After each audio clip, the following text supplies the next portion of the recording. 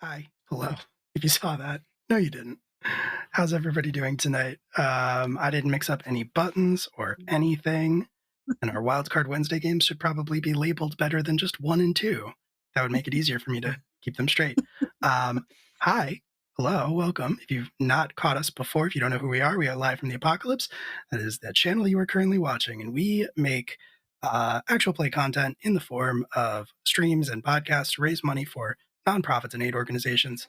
In this case, the First Nations Development Institute, which is a very important and worthy nonprofit that seeks to restore economic independence to Indigenous communities here across the United States of America, where we are all located.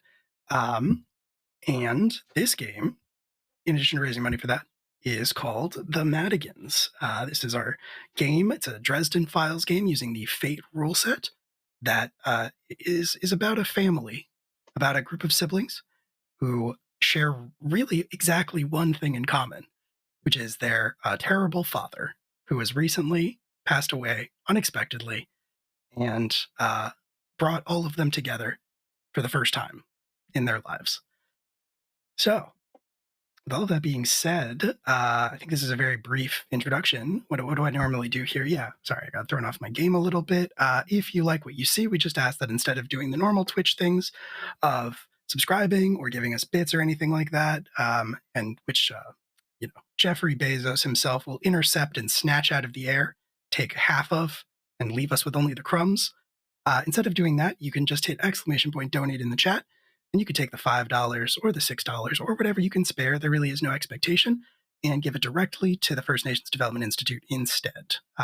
We won't touch it. It will never cross our hands, but more importantly, it will never cross the Amazon Corporation's hands, and it'll go directly to the FNDI. So if you do that, the McElroy brothers will scream at us. They will interrupt whatever is going on, and we'll have to refocus. And all of that being said, we literally can't stop you from subscribing. That is not a feature that we can turn off on Twitch. Thank you once again, Amazon. But if you are to subscribe to us, that's fine. The money that gets paid out goes into our operational budget, and anything over the excess will be donated directly anyway. But if you do that, just be aware that Brennan Lee Mulligan will kill one dog. He will kill one dog for every month you have been subscribed to this channel. So really, it's just a moral question of whether or I not have you'll be able killed to sleep so at many night. dogs. Yep. I mean, we all have. Let's be honest with ourselves. But I I try to. double checked to make sure that I had updated that before we started stream, just in case. I'd always try to tell myself that it's his fault. It's not our fault. You know, he's the one who's choosing to do this. So I think that gives us a certain amount of moral immunity. And I think that's most of the stuff. There's channel points. You can use them. All of the normal Twitch channel stuff applies. But with that in mind, I think we are good to go ahead and get started. He is all the bad guys, as he says. And I'm not going to argue with him. He kills dogs. All right. Let's get into our game, shall we? Things are fine. I'm so scared to hit buttons on my thing now. So I'm pressing them all. It's like candy, you know? 100%. All right. God. Okay. I think. Hold on. I can check. I'm literally terrified now to hit the button, and I just need to verify with myself that it is what I think it is. Yes. Okay. Great. Cool. Here we go. Okay. Everything's okay. Everything's fine. Everything's totally fine. Fine. Everything's fine. We're fine. How are you? Anyway, we're going to go ahead and get into it. We're going to go around and introduce ourselves and our characters. If you want to plug something up front, feel free. If you want to save it to the end, that's totally fine too. You can feel free to do both or neither. But if we go in order and start with Joe, if you wouldn't mind. Not at all. I'm Joe Gates. Hey, how's it going? I do improv and other things like Ren fairs and Shakespeare and anything weird that you want to put on stage or out in a field. I've probably done it. So, and I do that around the Philadelphia area. I am playing Noctis Duskfell. Duskfell. Imagine a tall, like kind of athletic but sort of thin, like kind of like mildly tanned, like coming off of like the last dregs of summer, like appears at the very end of a street where he wasn't there before, and he walks toward you with long, flowing, like dark red hair, uh, eyes that are like pitch black, except for the irises, which are like a vibrant, like autumnal gold. And he has a long coat, not a trench coat. They're different. And that's black. It might have like the etchings of like a gold leaf here and there. And the interior, you could almost swear it looks kind of like my background here, where it just opens into an entire autumnal forest. And a chill wind comes by you as you realize he's slowly approaching. He is the last and lost uh, uh, prince or lord of the Autumn Court, as that has faded. And I'm the oldest, and that's his vibe. And Incredible. And Liz, would you introduce us to Ravenna? And yourself, of course. Yeah, absolutely. I'm Liz. Promotional-wise, I just have been doing stuff with the channel, pretty much. We do have transhumanism coming this Wednesday, so I would love for everyone to tune into that. It is for the week of Trans Day of Visibility. It's going to be a very visceral and cathartic stream using the cyborg system as well as my own Wolves at the Gate system. Really looking forward to that. We have a phenomenal cast. It's really the only thing I have to promote right now. I'll be playing Ravenna Wraith, who is a White Court vampire who feeds off of lust primarily and has been described as giving early 2000s Kesha vibes. So that's pretty much Ravenna. And I stand by it, too. Rouge. I think you're muted. I am muted. Hi, I'm Rouge. Primarily, you can find me here on Live from the Apocalypse, though I am also part of sometimes a not safe for work adult comedy band called the Misbehaving Maidens, who perform out of the DMV area. I have also started moonlighting occasionally on one-shots over on the Guild Superior channel, including a upcoming Call of Cthulhu game that is happening next Monday. So, as in not tomorrow, the week after. But and I, for the purposes of this game, will be playing Alexandra, aka Lexi Madigan, who is the first child born in wedlock, but solidly middle child vibes, and unfortunately not that supernaturally powerful, and therefore has a bit of some daddy issues, which I'm sure are in short supply in this game. Yeah, who doesn't? Who, you know. Got some things in common. Maybe. what kind of vibes do you have, and like what do you look like? Yes. Lexi definitely presents a very clean-cut, positive exterior with warm chocolate eyes and slightly taller, full-figured, very classic style. Generally, she means to look put together, but also in some ways not stand out in a crowd at all. Perfect. Snaps all around. Victoria. Hi. So I'm Victoria. I am not going to plug anything because I don't have anything to plug other than this.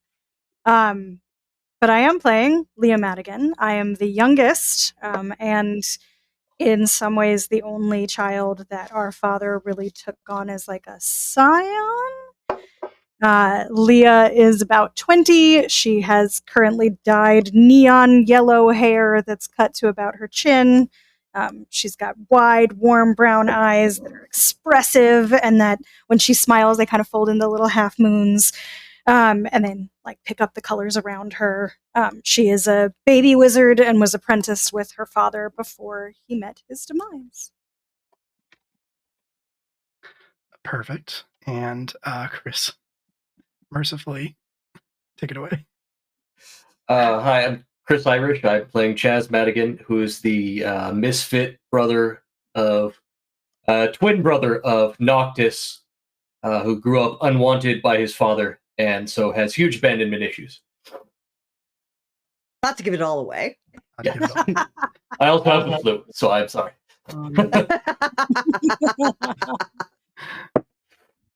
All good. And I will go ahead and say hello. My name is Will. You can find me on the social media at Will M Scream. It's right there on the display. I am going to be playing everybody else tonight. I am the storyteller of this game, and normally this is where you can find me. This is mostly what I got going on. This week is pretty busy. We got a class reunion, our 5e game about a group of high school students who, from Ohio, who have been trapped in a fantasy world for 10 years on Tuesday night. Come check that out. Wednesday night is transhumanism, as Liz plugged. And then Friday night is the premiere of A Season of Secrets and Shadows, which is the Regency Monster Hearts game that our very own JD is going to be running. I will be playing in that as part of Table 1.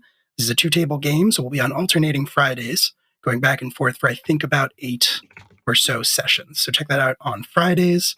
A Season of Secrets and Shadows, more promos and stuff forthcoming on the Live from the Apocalypse social media when I have a moment to do those things. Right. I think with all of that being said, that's what we are doing here tonight. So we're going to go ahead and begin our game. When we ended last session, the highly charged and emotional session of this, the first session of this game, where we attended the funeral of one Alexander Madigan and kind of met him through the eyes of his 5 estranged children. Following that funeral and those very heartfelt and heavy moments, we transitioned to Madigan Manor, kind of a tongue-in-cheek name for the very old brownstone that he owned and lived in for a very long time. It was largely a somber occasion. Normally, you might celebrate someone's life, but at least through the perspective of our characters, there wasn't a huge amount of that. And a strange figure approached them, telling them that he was there to deliver Alexander Madigan's will, essentially, to execute his will and give the children what they were owed. Taking them aside into the study, this strange being who identified itself only by the title, the Executor, produced a simple log of firewood, some type of unidentified wood, set it down on the table, and after some debate, the collective Madigan children split it into 5 parts and threw them into the fire. And in the immediate aftermath of that, the fiery sparks coalesced and formed a simulacrum, an approximation of the figure of Alexander Madigan, but made out of this golden, fiery energy. And that stands before you right now. Alexander Madigan, as he appears, is a tall man. So he is largely undiminished with his age. And the only real signs of weathering you would all know would be the creases on his face, across his forehead, around the corners of his eyes, around the edges of his mouth, when they weren't concealed by a beard, a thick, dark, reddish beard, going gray, slowly but surely, being overtaken. Obviously, some of the finer details of this are not present in the version that you see in the fire, but enough of it is that your mind fills in the blanks. You've seen him enough times. It's burned into your memories. And as you look, the fiery Alexander spreads his arms and says, "My children."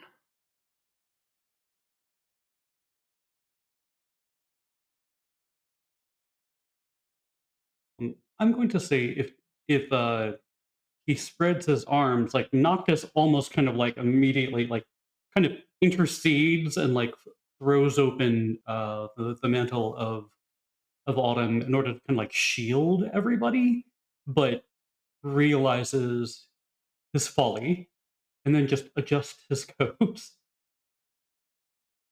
And he says, "What spirit are you?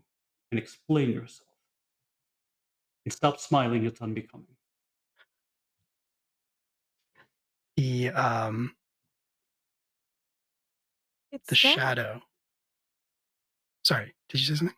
I said it's Dad. Like The gives shadow. a black and gold like look to his sister, and he's like, "But how can we be sure?" It's. I mean, look at him. That.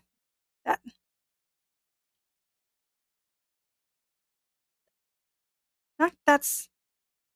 And it's with the log and the. I mean, who else would he be?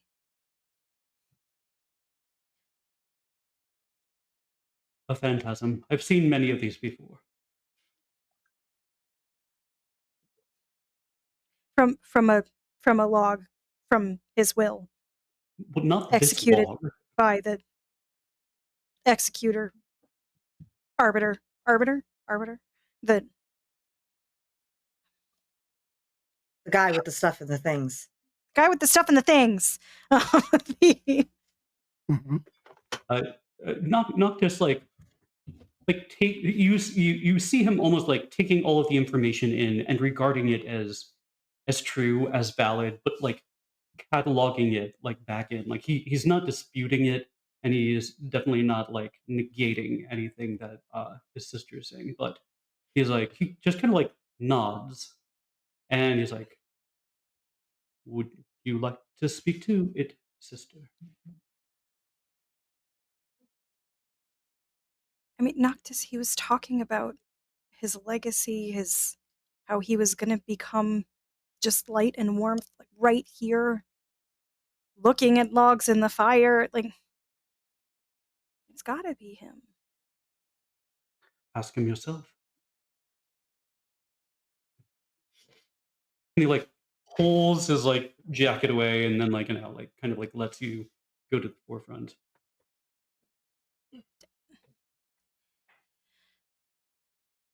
Dad. Alexander Madigan. Present yourself so that we know, all of us, who you are.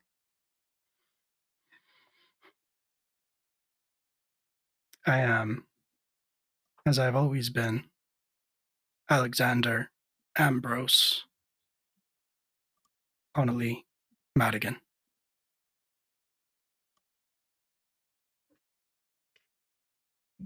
Or rather, what remains.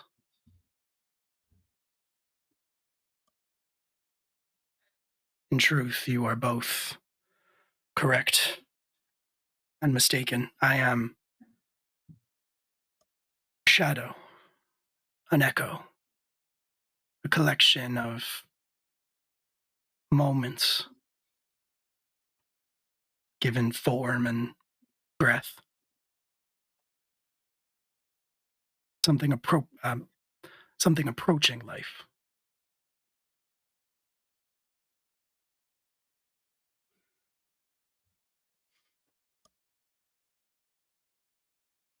Noctis kind of like sidles to Ravenna and to Chaz, and just kind of under his breath, like kind of says, like, "I always assumed he may dabble in necromancy." Wouldn't come as a shock. Wouldn't be the worst thing he's done either. I am not born of necromancy. I am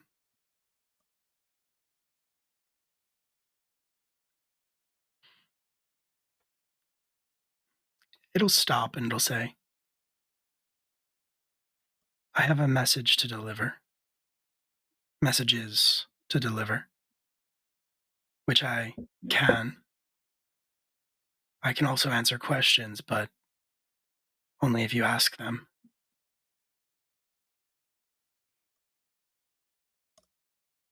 How long is your time here? Echo. I will burn out when the flame dies.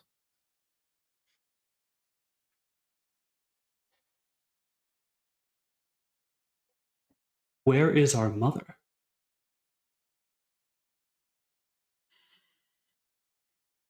That I don't know.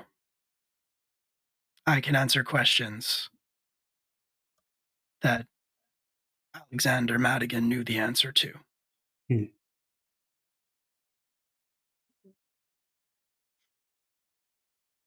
Why would you come to us this way after your death?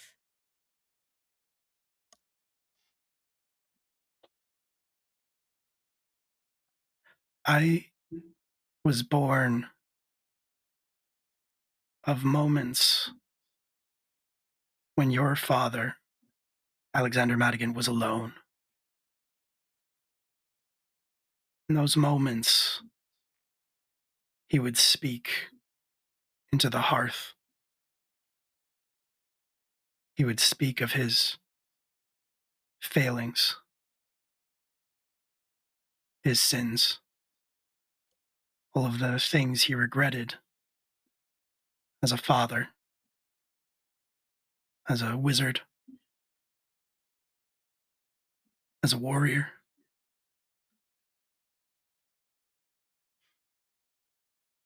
The hearth is magic. It remembers. And the wood was a catalyst. So long as it burns, I, the living memory of Alexander Madigan's regrets and failures, remain.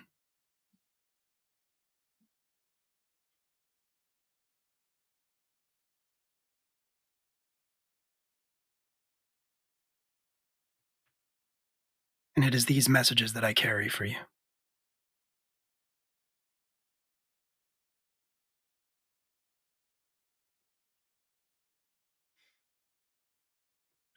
And Echo, you cannot lie to us then. I would have no reason to. Siblings, this is a fortuitous opportunity, but a painful one. But ask what you may, I cannot think of anything that I want to know.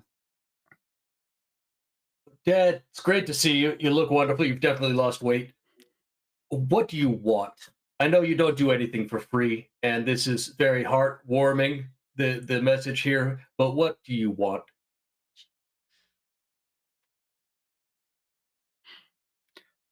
To speak what I wasn't strong enough to speak in life.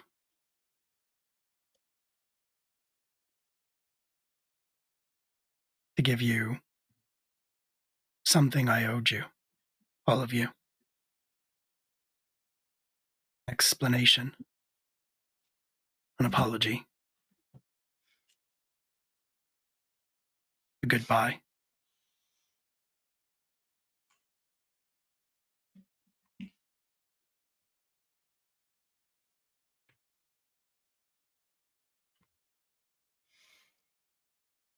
The enchantment on the hearth is such that when I deliver the messages, you will hear yours. You will not hear the others. All right, what are the messages then?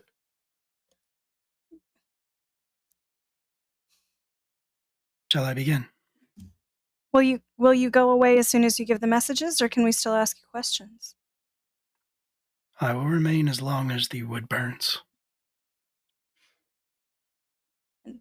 And can you only talk about his regrets? Like, is that all you have information about, or can you answer about anything? And learn a great deal from regrets. It's only kind of an answer. Okay, fine. And then it will begin speaking. But you all hear different things from the others. So we'll keep our same kind of established order. And it'll say, Noctis. Yes. Shadow.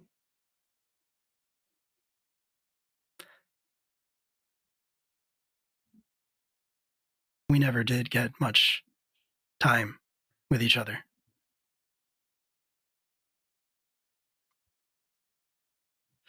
Even your name is alien to me. Your mother never explained much about what it meant or why she chose it or why she kept one of you and left the other behind.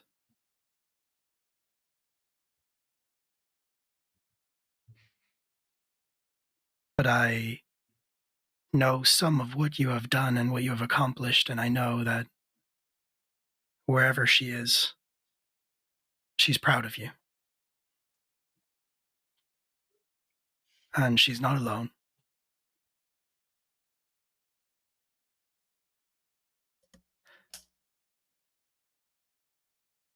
If she would have let me come along, I would have. In a heartbeat, I would have left everything, given up everything, and followed her. I think she knew that. I think maybe that, more than anything else, is the reason why she disappeared.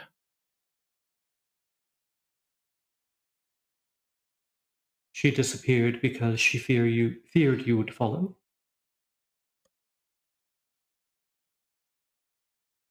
She disappeared because she knew I would do anything for her. And I think she knew. I like to think she knew what that would do to me. The ways that would change me.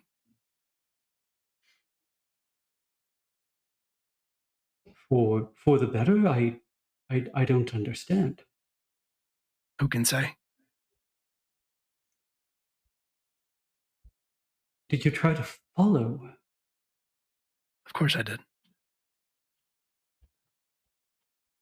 Of course I did. She made it very clear I was to stay. And when she left your brother on my doorstep, perhaps that was just another way to ensure that I would.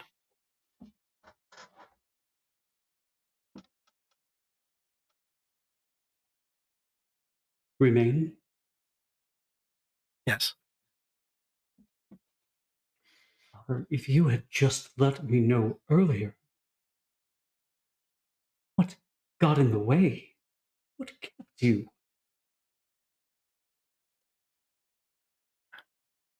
Got in the way.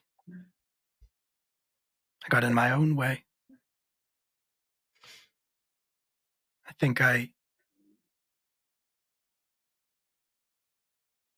resented you for a while, forgetting to stay with her, to go out into the world with her when I was left behind.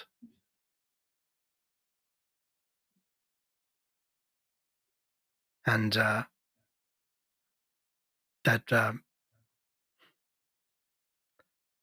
that kind of those kinds of feelings are hard to shake off when you're a stubborn old man.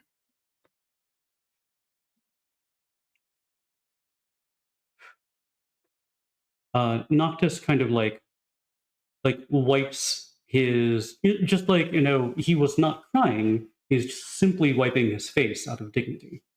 Um, uh, and he says, "You still had every chance. And even now, you're not here to say this to any of us.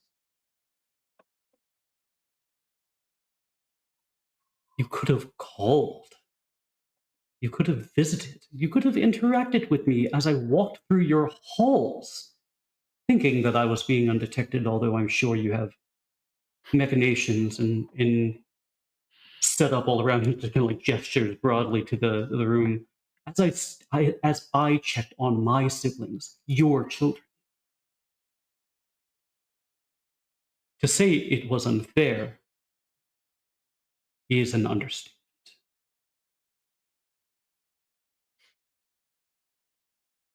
You're correct. Everything you're saying is true. I apologize for whatever that might be worth at this point. Not much, I'm afraid. I could have done a great many things differently. Mm. If I could have gotten out of my own way, Yes. I would have. We saw visions in the log. Things that you may have wanted for us. What do you want for me? And is there a way to get it? What I want for you, among many other things, I want the same thing for all of you. To be free of me, of these shackles that I placed around your necks, holding you down, whether I meant to or not. I want you to leave the house, walk out the door, not look back, knowing that your father may have been a stubborn old bastard, a bad man, but he loved you.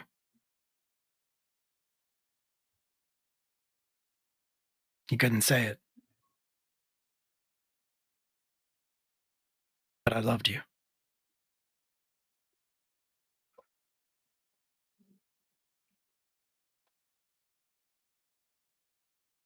Is there anything else? I cannot help but feel the incredible Madigan himself wouldn't have something deeper to say than platitudes, which fall as easily off me as rain does my coat.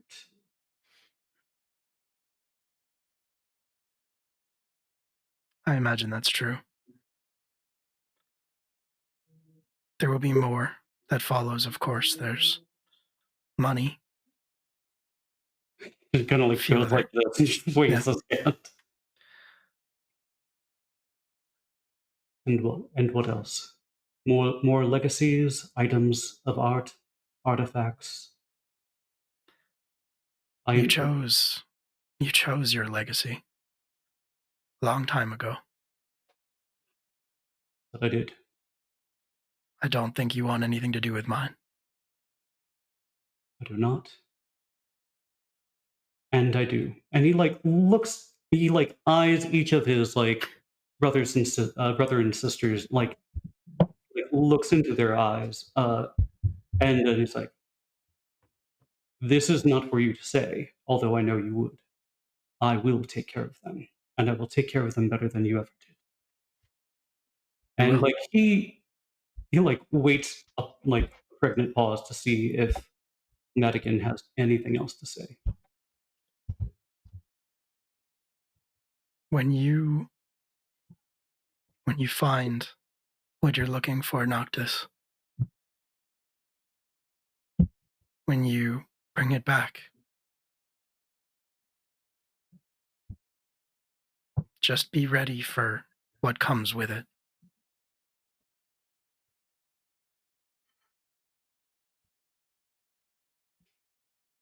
That is good advice. And he like doesn't thank him, but like gives like a curt like head nod, and like moves away from the group in order to like he wouldn't let anybody else except maybe Chaz like see him like uncomposed, and like just takes a moment in the corner to compose himself. And I think going down the line while that conversation is taking place, Chaz, you and the version of your father in the fire kind of stare back at each other for a very long pause, I imagine, and before he says, "Well, here we are again."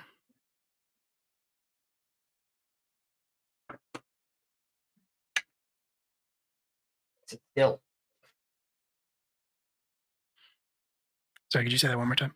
To the cat. Yelling at the cat. It's okay. Got it. I Okay. was also being like that. Is that to Buddy or is that to Dad? to the fire. It could be I must have either. misheard that. I think he said he's like, "All right, Dad, what's happening now?" I just said Yeah. sit still. Shush. So We couldn't have met under happier circumstances. Damn. there's not much that I can say to you that you'll want to hear, I don't think, Chaz. And I'll say it quickly before you walk away. I'm sorry. I'm sorry that this house wasn't more of a home for you. That it was lonely and empty even though it wasn't. And that you were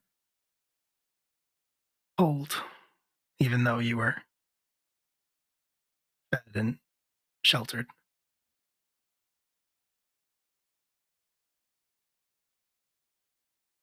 I could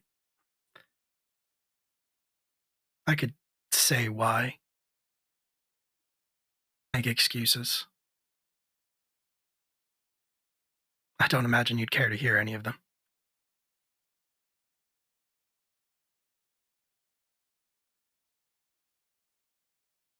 But no one else can hear us. So if you do, this would be your chance. Sure. What is it that you have to say for yourself? It's not an excuse, even though it will sound like one.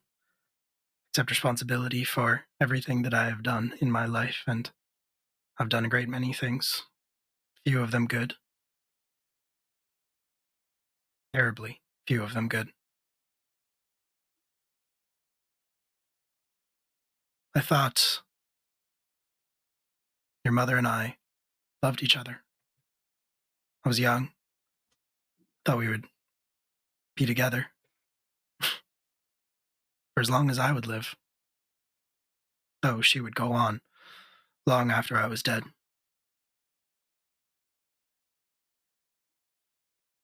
And then she left. She took you and your brother where I couldn't follow. She disappeared. And then one day, there you were on the doorstep. Just you.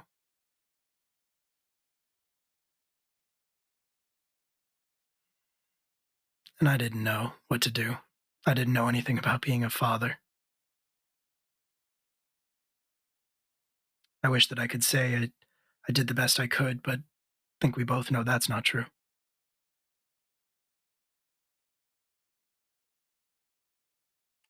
I gave you everything that was given to me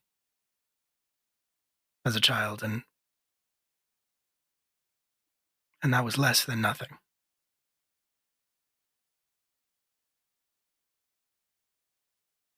And I never blamed you when you left.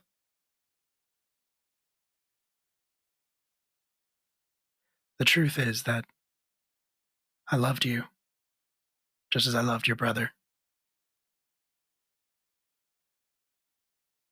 But we were poisoning each other. You and I. And when you left, I think we both felt the same relief.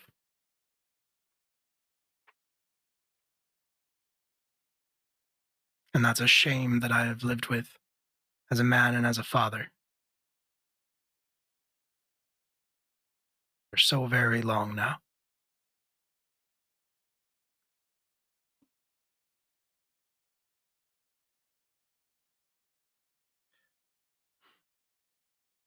I see you.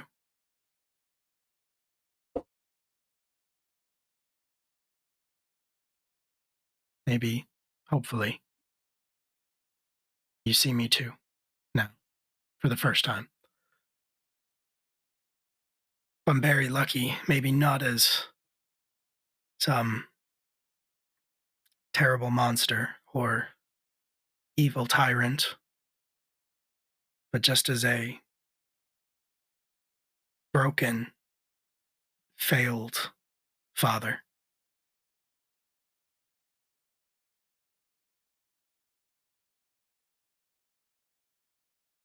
And maybe you can finally put that giant to bed.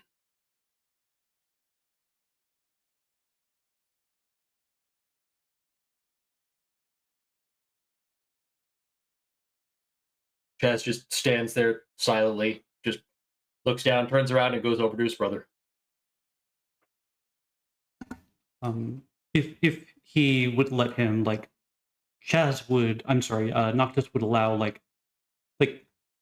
Chaz to kind of like see him as he's just like not inconsolable, but not happy at all, and like would take his hand if he allowed him to. So,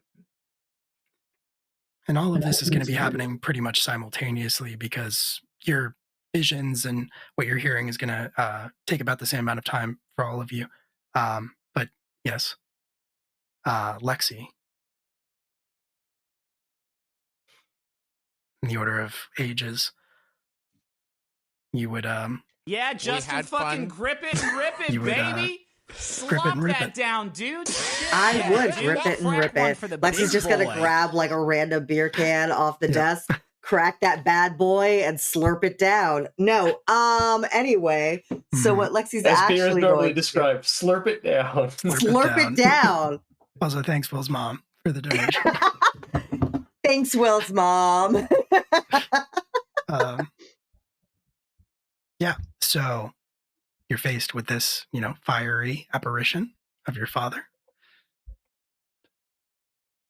Says, yeah, I mean, he's gonna have to start it off because I think Lexi is like incredibly overwhelmed by this. 100%. There's like zero hesitation, I think, on his part as he says, You weren't a disappointment. Alexandra. Then why couldn't you stand to be around me when I was here? When you were still here?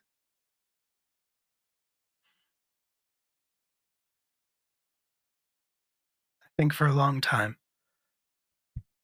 I thought I was doing you a favor.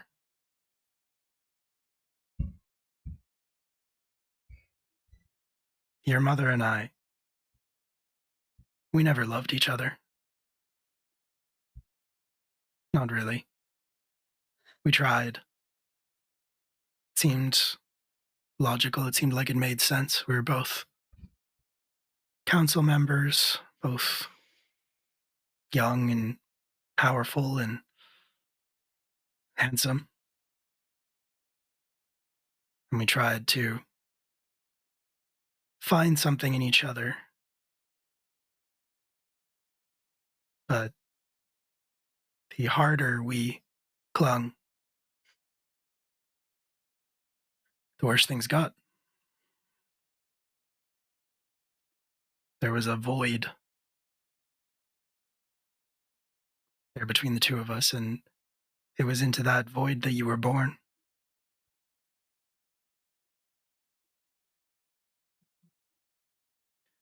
I didn't keep you at arm's length because I didn't want to be a part of your life.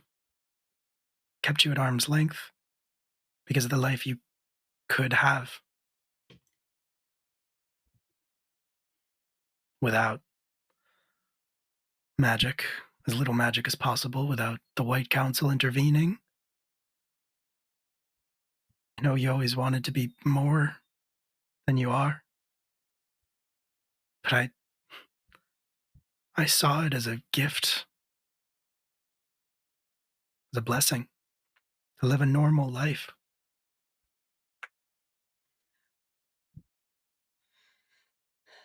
Without love? Who would choose that? You might have thought you were keeping me safe, but I didn't want safe. I wanted you.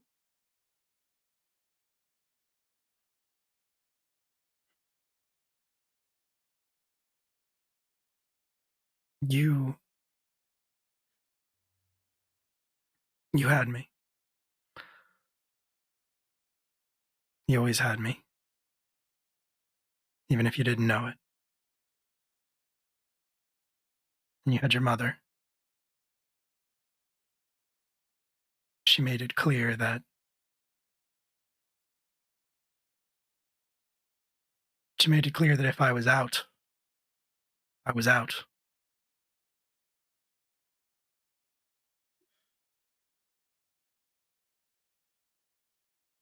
Why I would made a you lot of listen to her on that? Why wouldn't you have fought for me? I tried. I tried for a very long time. And maybe you don't remember.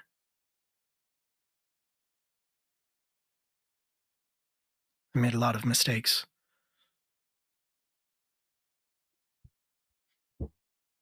And they always come back in the end.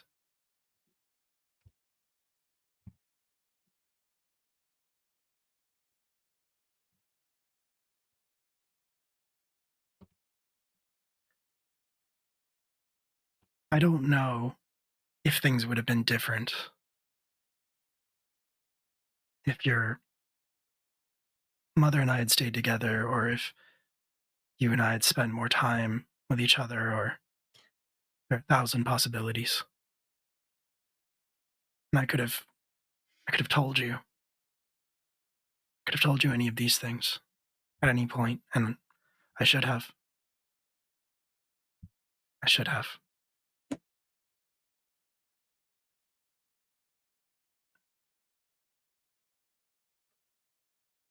What am I supposed to do with this now? You're not here. What is knowing what you wish you would have done going to make anything better?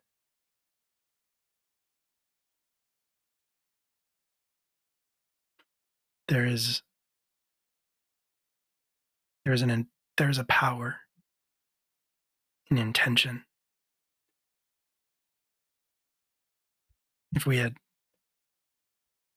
spent more time together, if I had taught you magic, you'd know that.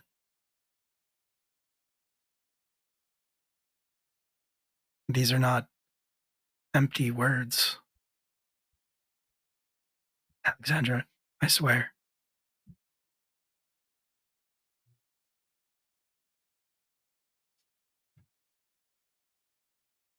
I have not had much in my life to be proud of. There are many more parts of me that I tried to hide and burn away and bury. I think it could be safe to say that I hated Alexander Madigan. I think perhaps I cursed us when I gave you my name.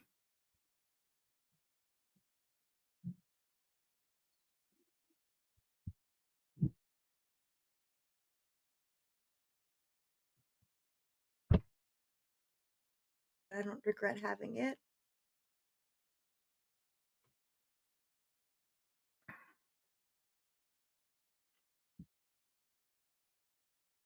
I hope you won't.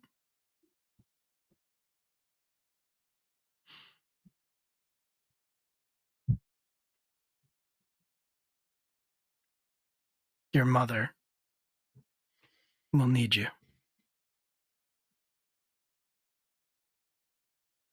We both know the way that she acts, but I think this will hurt more than she's willing to admit.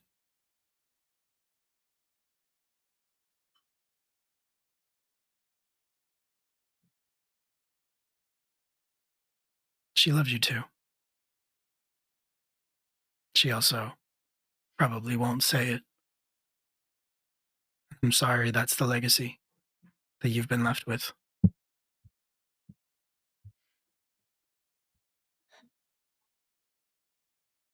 But you are kind in spite of us.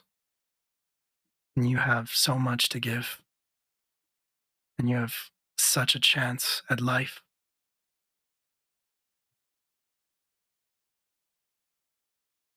I just hope you'll take it.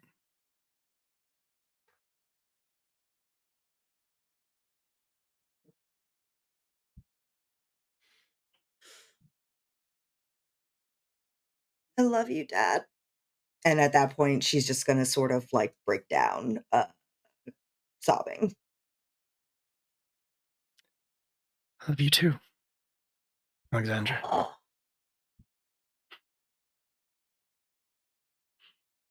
Wish I'd said it more.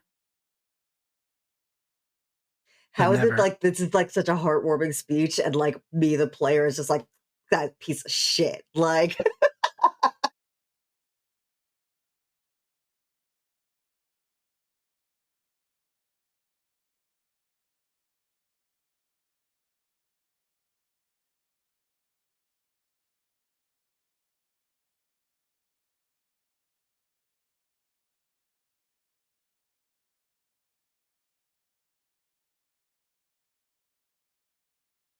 With all of the regrets he said in private is telling us. So, Yep.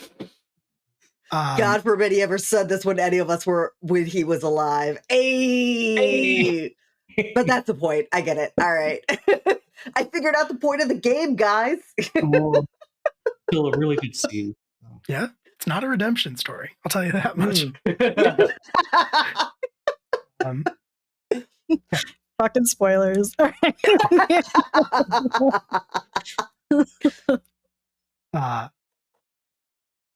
And then I think going on. That is a fitting transition to Ravenna. Yeah. He looks at you, Ravenna, and he says, I don't really know where to start here. I mean, it's already a new expression. Is that something other than disdain on your face? It's refreshing to see.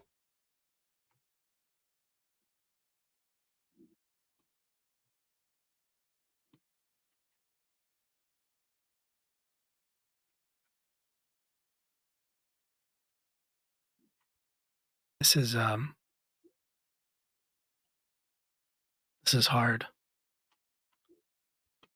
Even for a shade, a shadow.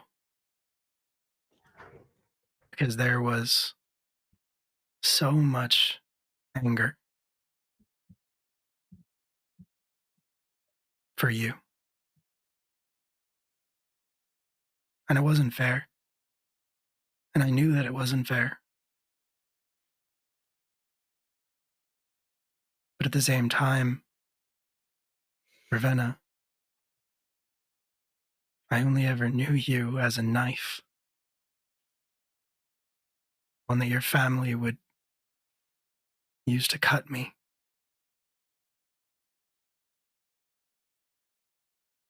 Yeah.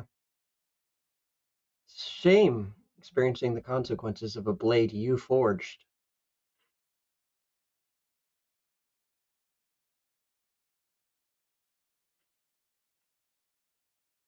I won't make excuses.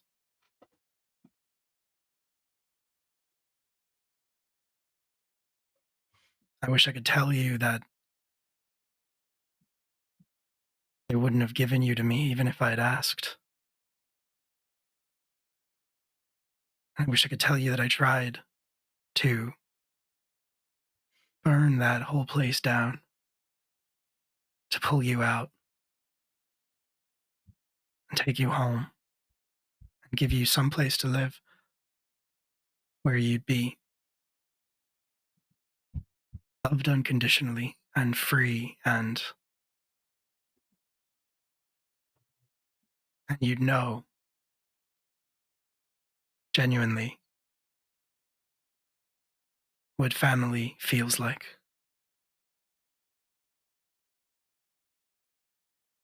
I wish I could say all of those things, but we both know that's not what happened.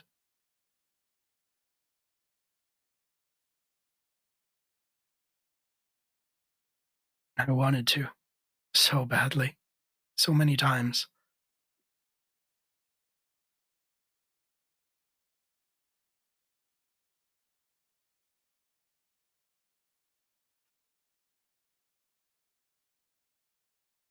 But then I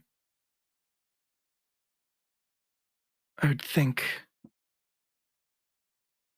about the way you looked at me.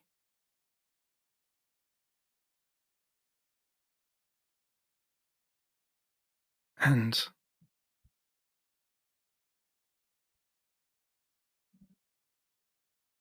when I looked in the mirror at myself,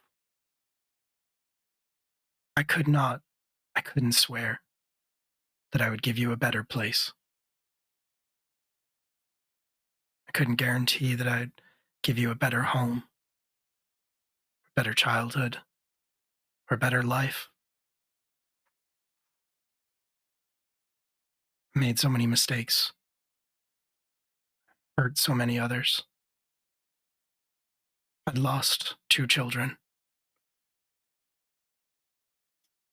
I was losing a third.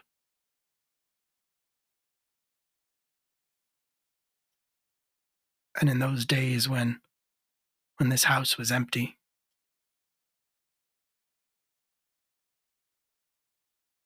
I thought that's what I deserved. but it's not what you deserved.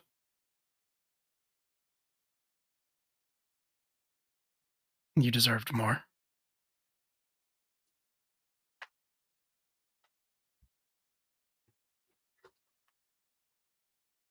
You wouldn't have needed to guarantee a grand home. You know what every little girl wants from her father? To keep her safe from the monsters. You left me to them.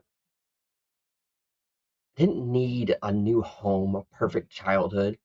I needed 4 words. Wait for true love. Just a warning would have saved me from becoming one of them. And you couldn't even give me that. And now you show up as a shade, bemoaning your mistakes. No interest in it. It's too late. Far too late. Noctis was a better father figure than you ever were. He had no need to be. You're right. Everything you say is right.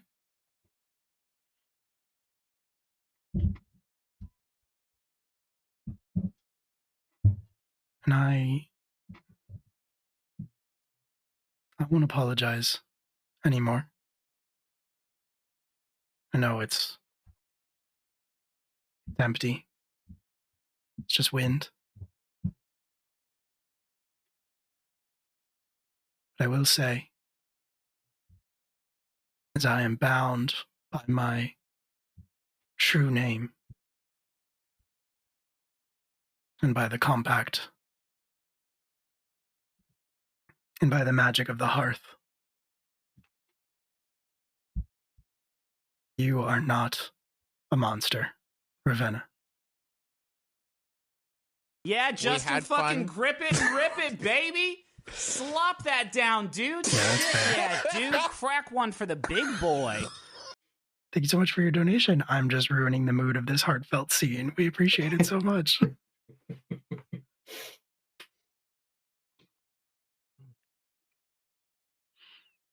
I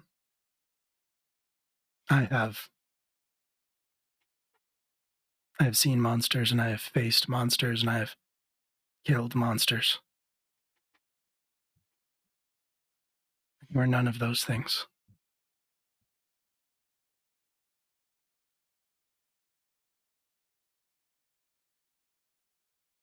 I was. And you're not the reason I stopped being one. But thanks anyway, I suppose.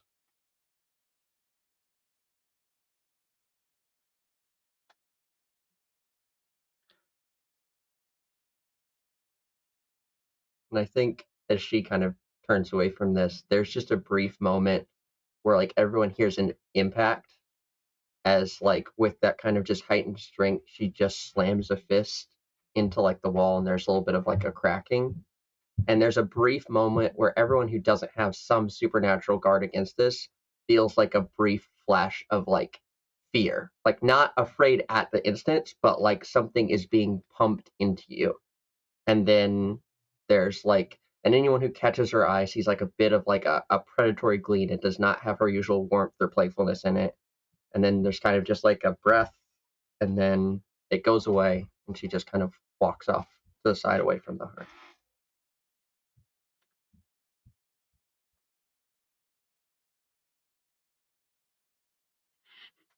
Leah.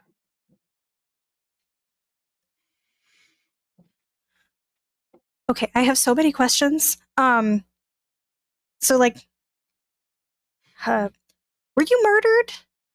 Do you know that? Is that, We'll get to that. okay. This isn't about that. This is about you and I.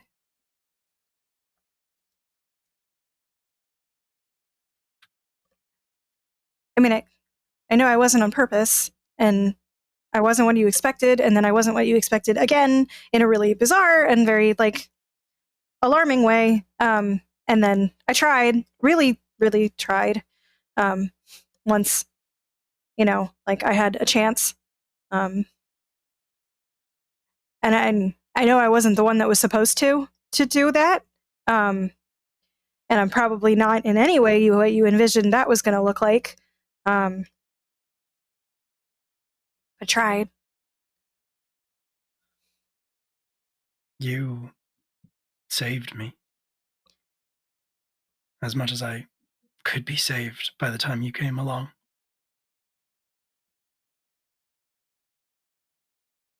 All that I am and all that I was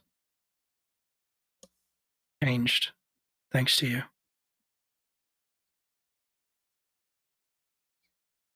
I owe you so much more than a thank you, but you were the only thing that kept me going. You stayed, and you didn't have to. You were there when nobody else was, when this place was empty. When I had pushed everyone and everything away from me. You still came every day.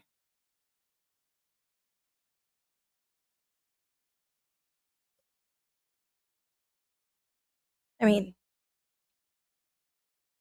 there's always food in the kitchen.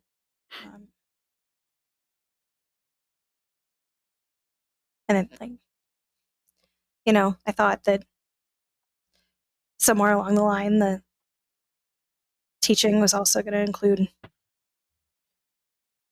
learning about you, about the other four, and sometimes it did, but usually it didn't. Thank you. I'm afraid I wouldn't have been much of a teacher on those subjects.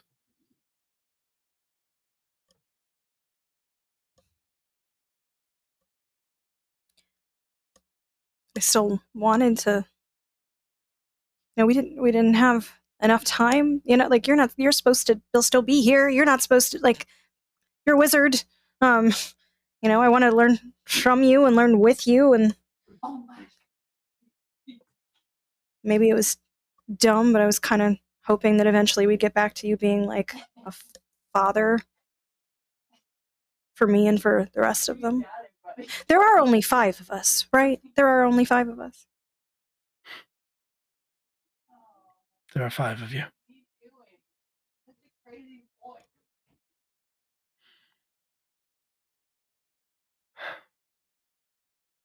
I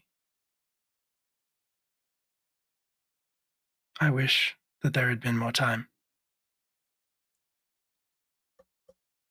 Me too.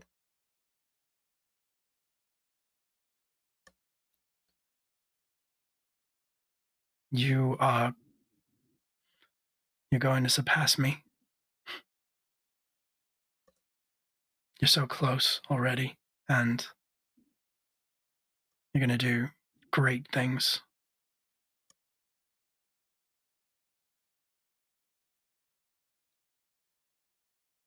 There was barely anything left for me to teach you.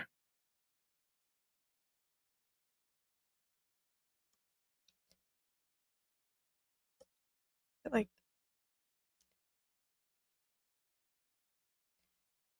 did you see me?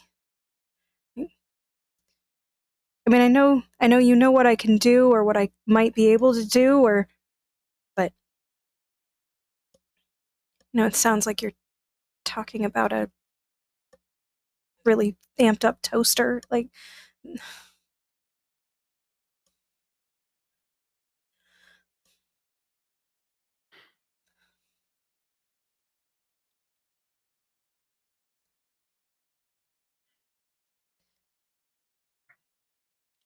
I don't know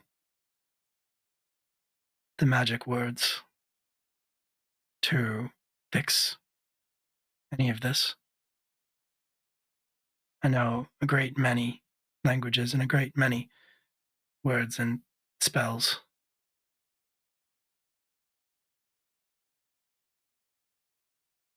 And I have created in you and all of you a binding so powerful that I can't undo it.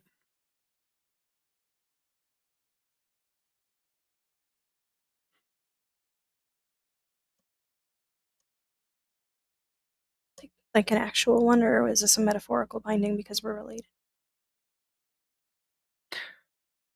If there is one thing that I taught you, it's that all magic is metaphor.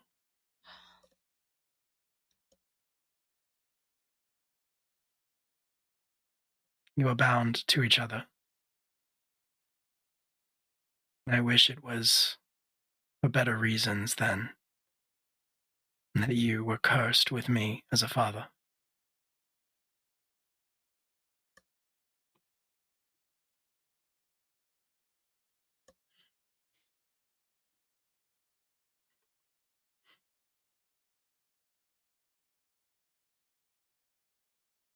I was proud of you, and I loved you.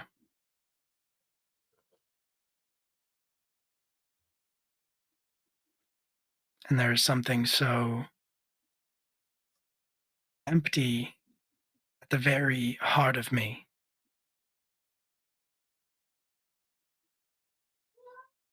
that was all I could give you.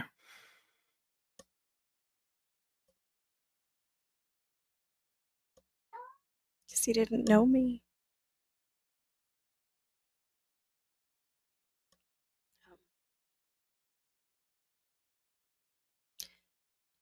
Do you have something that you want me to do? Is that part of the message? No. Not anymore. You are free. From here on out, you do what you want to do. You live the life that you want to live.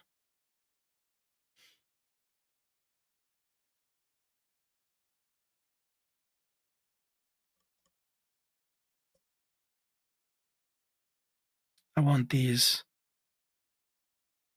chains that connect all of you to melt away, to transmute into something beautiful and strong and warm.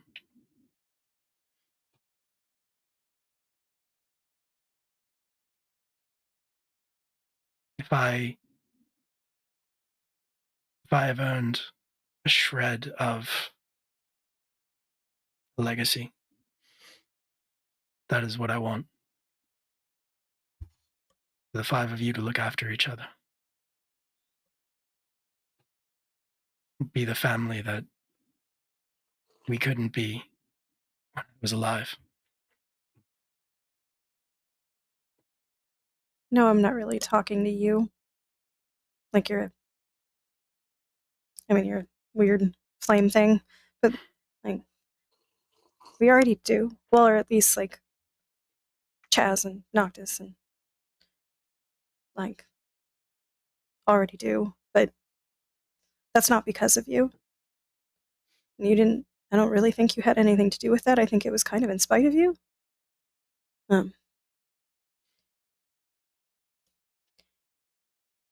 You made some good things. Not sure how much of that was intentional. I don't think I was intentional. You know, and I don't know if either one of us got lucky when it became clear that I was going to be apprenticing with you, but I wish some of this had existed when you were still here. Because it sucked to see it so close, so far away.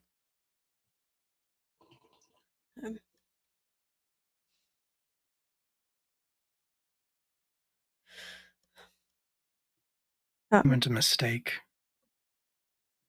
You were a gift. One that I never could have deserved. Not in 20 more lifetimes.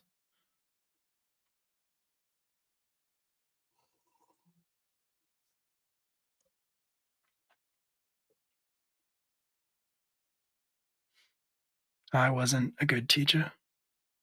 I wasn't a good father. But as you say, I guess I made some good things.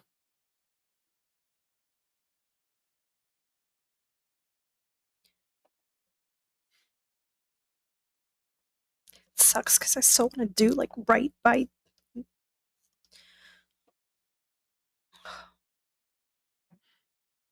Okay, were you murdered? And I think we'll transition at that back to everything. So all of the things have happened sort of simultaneously. Noctis and Chaz, you've kind of stepped away from the rest of the group. Ravenna's moved off by herself and punched a hole in the wall. And I think Lexius just kind of turned away, crying. And I think, Leah, when you say, so were you murdered? That's the first thing you all hear together. Yeah. And like Leah's basically like standing still, like talking to the heart space. Like I haven't turned away. I'm like, this is, yeah, you're still supposed to answer me, goddammit. Yeah. I have delivered your messages. You said you'd answer my questions, though. I will. I will.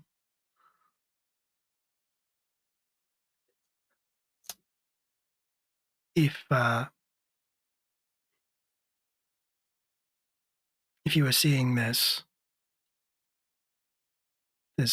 version of me, then that means that I have. He says, excuse me. If you are seeing this version of me, then that means that someone has killed me. Pete. What? What? Joe, I think you're muted, Joe. Sorry. Oh, so sorry. Noctis looks at Chaz and Ravenna, and I want to say, like, at least Chaz and he go like, knew it. like we all suspected. We all suspected. This is a weird death curse, Dad. Fortunately, you won't have anything to do about it because my death curse will have given them exactly what they deserved. I'm sure they found the body when they found mine. So luckily, you've never messed up anything. That's found the body when they found yours, Dad? Is that what you said? Yeah. No. Our sister, and it points to, so sorry, Leah or Leia? Just making sure. Leah. Leah found you. There was no other body, right, Leah?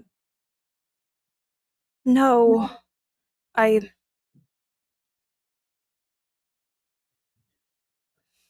Before I went in, I mean, I knew he was gone.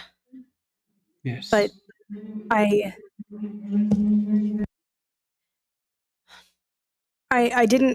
don't think I was the first to go in or the first to know because I was met outside the door.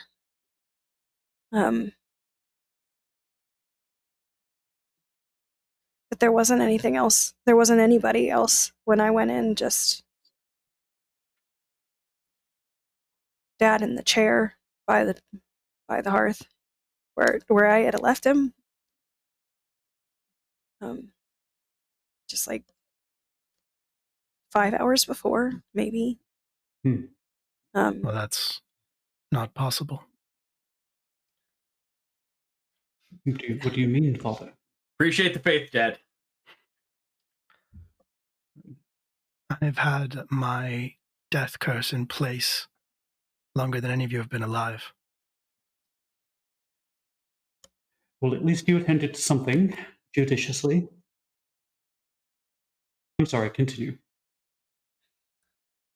Like, I mean,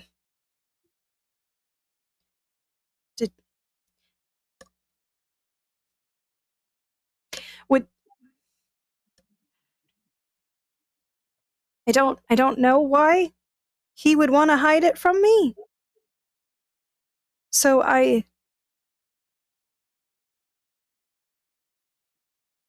did you mess up with?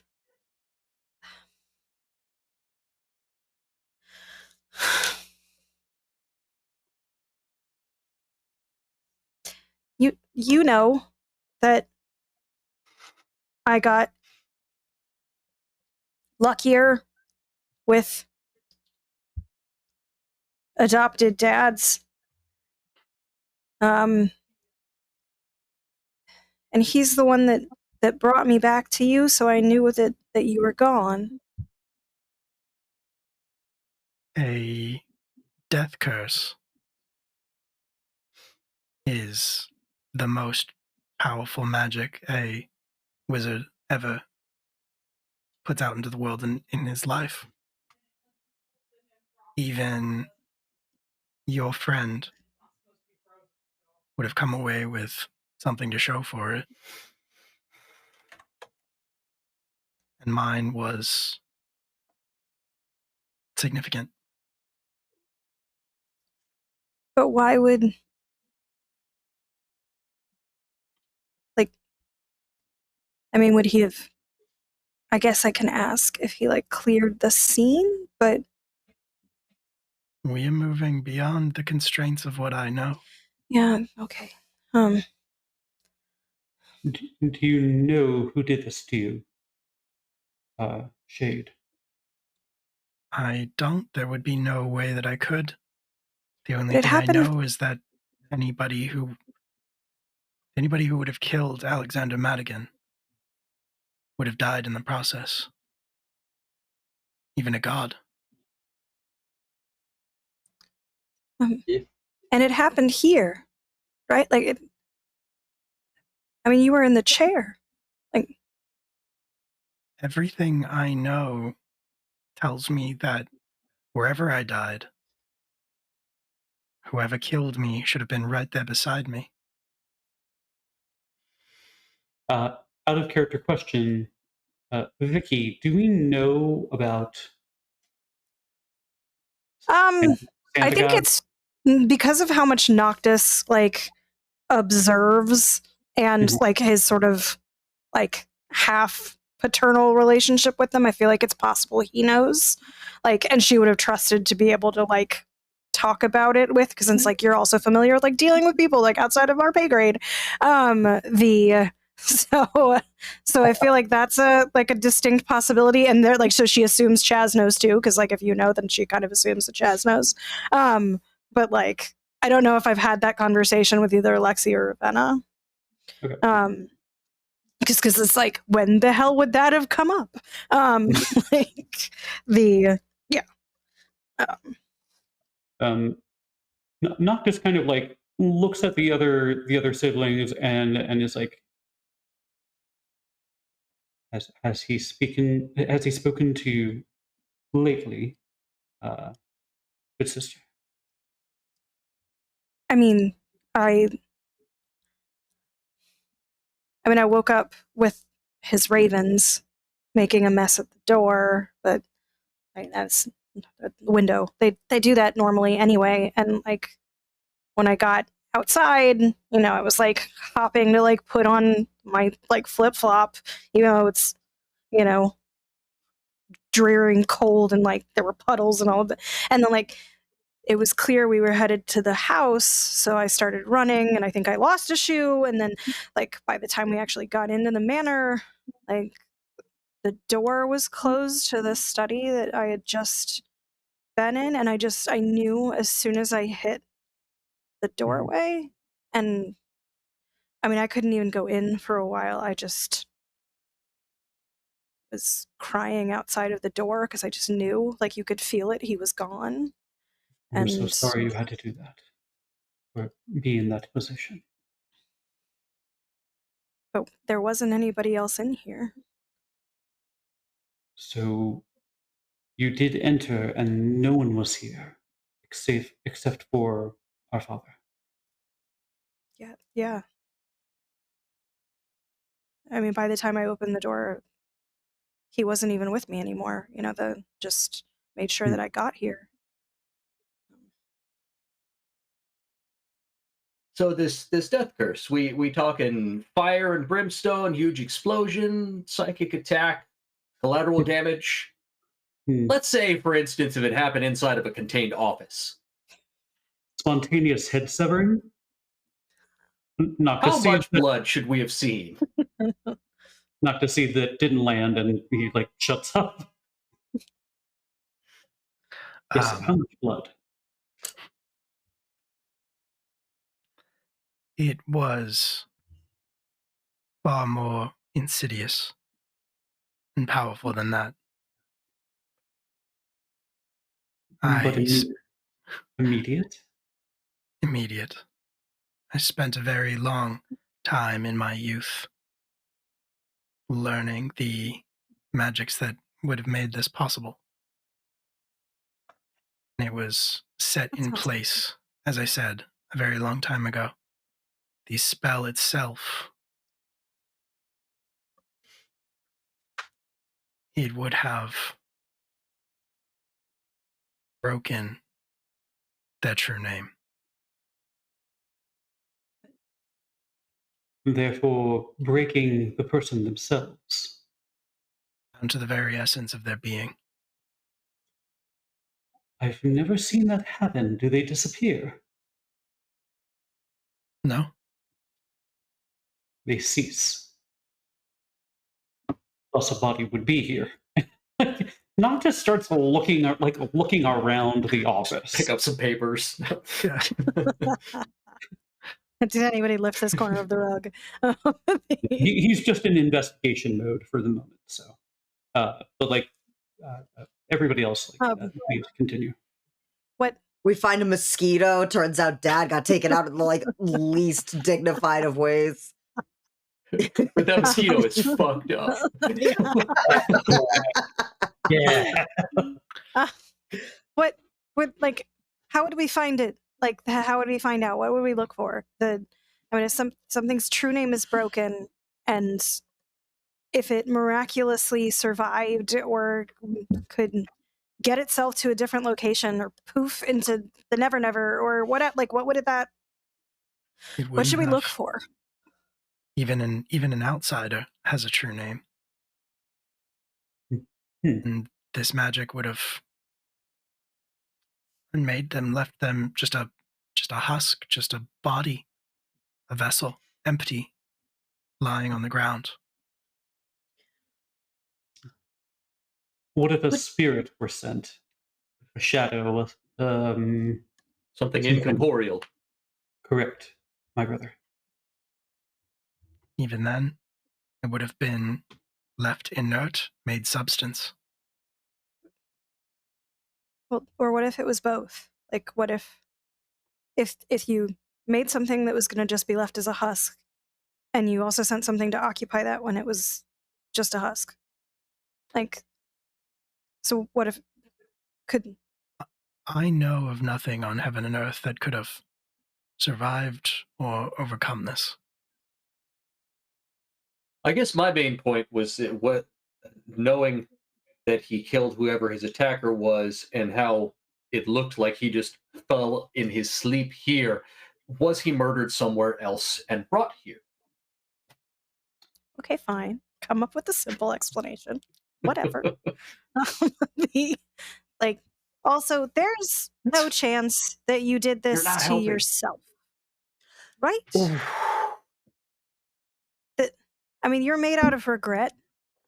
Is that Dad was really stubborn and not without vanity. So I am not the shade you would have met if that was how he chose his end. Oh, Okay, glad to know you also had a contingency plan for that. He had a That- Rolodex of logs. That is disturbing, Father. But good to have contingency plans. This is not my forte, but if someone were to kill you from afar, that takes a lot of energy and a lot of preparation. They could be somewhere in a cellar, just dead, correct? Again, to the best of my knowledge of heaven and earth,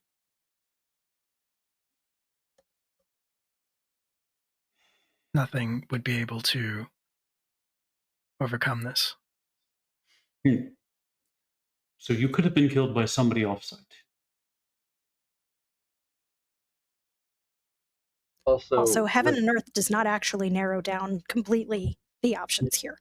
I am unfortunately just a shade, but any spell would have had to pass the threshold of Madigan Manor and all of the wards that have been put in place.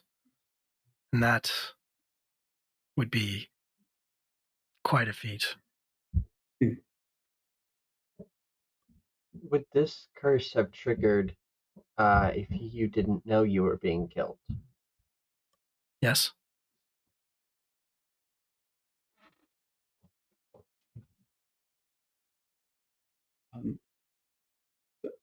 Leah, you said that when you were interacting with Father the previous day, that he was morose and smiled. And, like, Noctis kind of bristles and, like, there's a chill wind.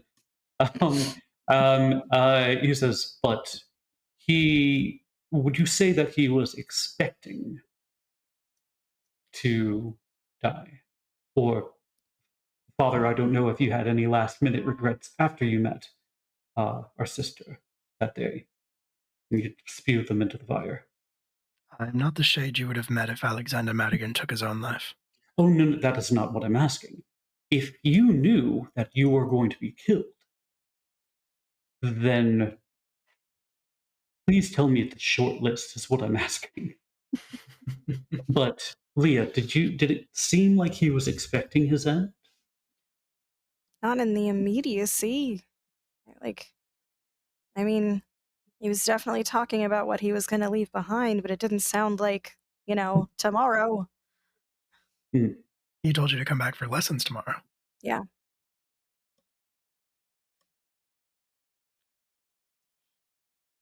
I think by this point, Lexi pipes up and goes, "What does any of this matter? It's saying, look, Dad is dead. Apparently, whoever killed him, assuming that's the case, is also dead.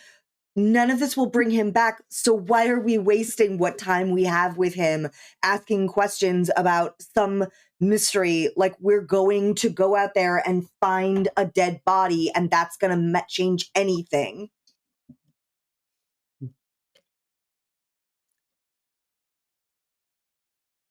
I do not want to be the one to say this, but I will say the things that are uncomfortable.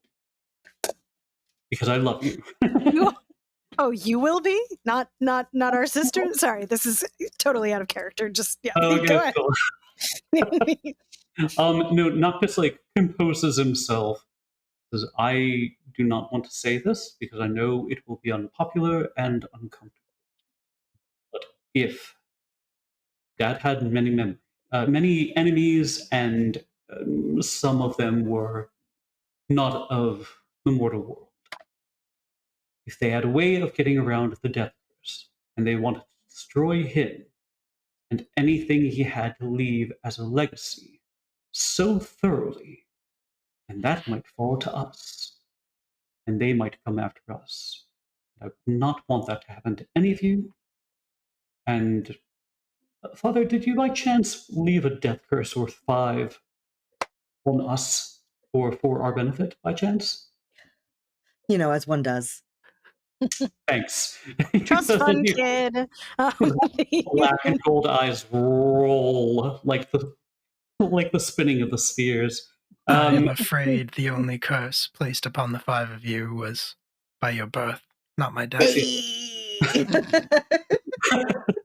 Secondhand nemesis is the kind of inheritance I would expect from him, though. Yes.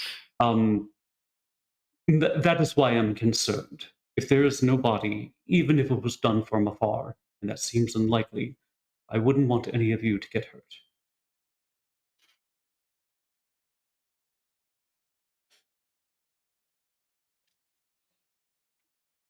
The fire burns low. You can see that the pieces of wood that you all put into the fireplace are in fact starting to burn away. And the shade is starting to flicker a little bit. Any last questions, sibling? Or we could put him out and just relight him again. I'm assuming that's how it works. What? We didn't You like said- this to begin with. I don't think it works that way. Yeah, it's lit by being put in the hearth.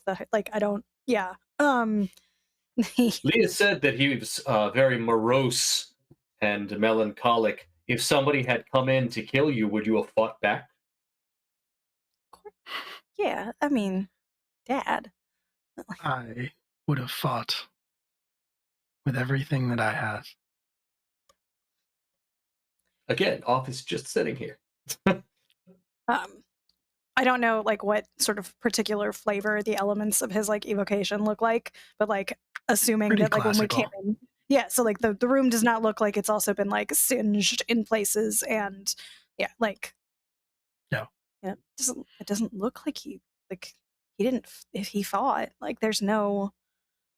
Yeah, I mean, your father was a warden with the nickname Mad Dog. So.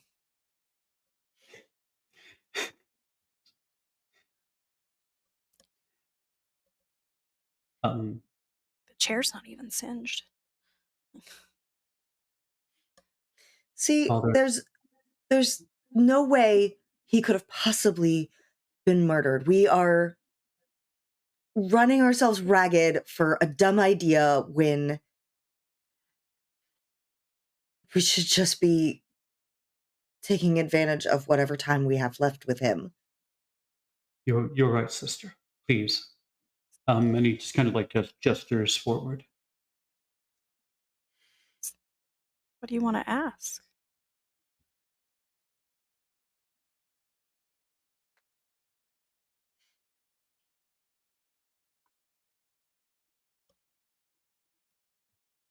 There's nothing left to ask, is there?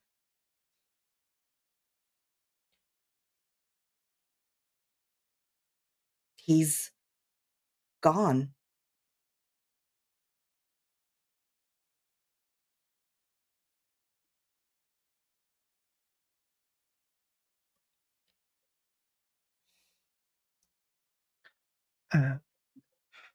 And I think if you stand there for a bit longer, the image starts to flicker again. And he says, "My time grows short." Noctis just says, "I forgive you." He just blurts it and just says it flatly. At this point, the shade is speaking, but it almost feels more like a recording, less like a being that you can interact with. And whether or not that is a factor of the amount of, whether that is a factor of it having accomplished what it was put here to do, or a factor of the fire growing lower, kind of like a battery saving mode, maybe. It speaks, your father speaks and says, "I have said to each of you what was said to me at his lowest points.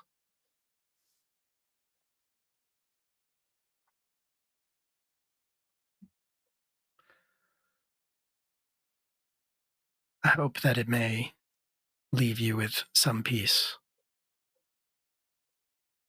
Maybe more than I ever gave you in life. But I want each and every one of you to know that in spite of what you might have thought, in spite of what I might have shown,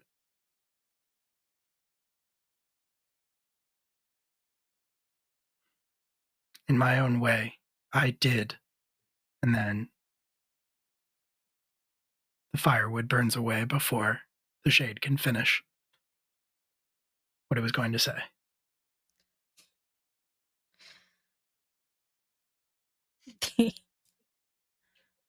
Well, as nice as it has been to sit and listen to the heartfelt admonitions of Dad's answering machine service, we also have his private bar here. Who wants a drink?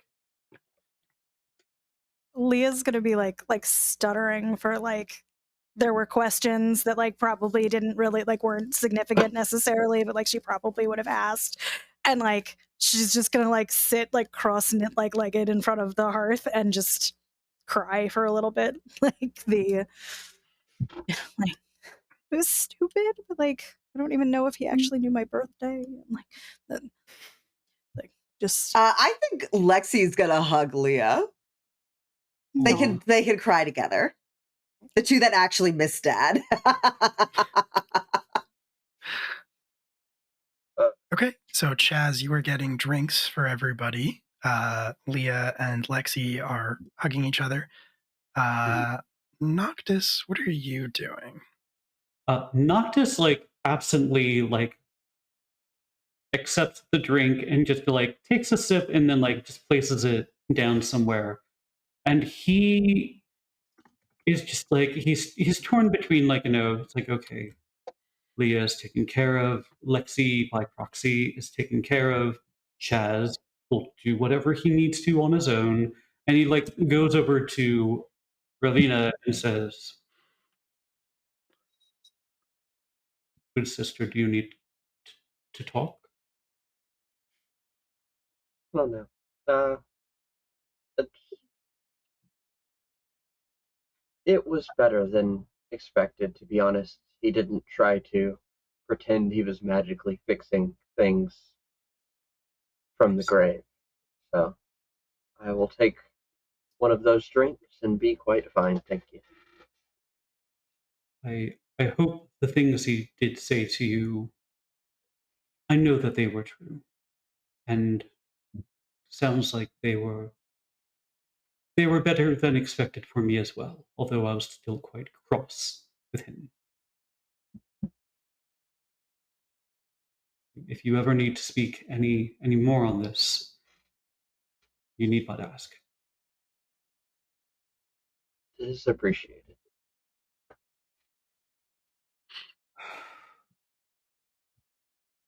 Don't let anybody else outside of this room know that I ever shed a tear, so it'd be bad for our image, right? Of course. Like nods and like thinks. So if we are protected, or more likely than not, this person was taken out, what do you think this means for us? What are your plans going forward? I would like to confirm that this person was in fact taken out. Maybe it's just my experience with the man, but I don't have as much confidence in his ability to resolve the problem handedly as he does. Noctis just laughed. Like, it's a little startling, but it sounds like something warm, like a laugh you would hear from like the kitchen at Thanksgiving or something like that. And he's just like, me too. He was good at many things, but also bad at quite terrible at others. If you wish to pursue this, I would join you.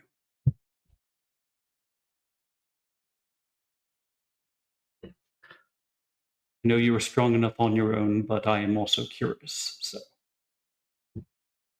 we walk our own paths that could be useful and overlapping. Yes. Father made enemies in pretty much every corner of the realms, so best to combine our resources. Life is tough. We have to team up. I would like each of you all to roll alertness. Okay. Oh, look at that. Things I should have done earlier. Grab my dice. Oh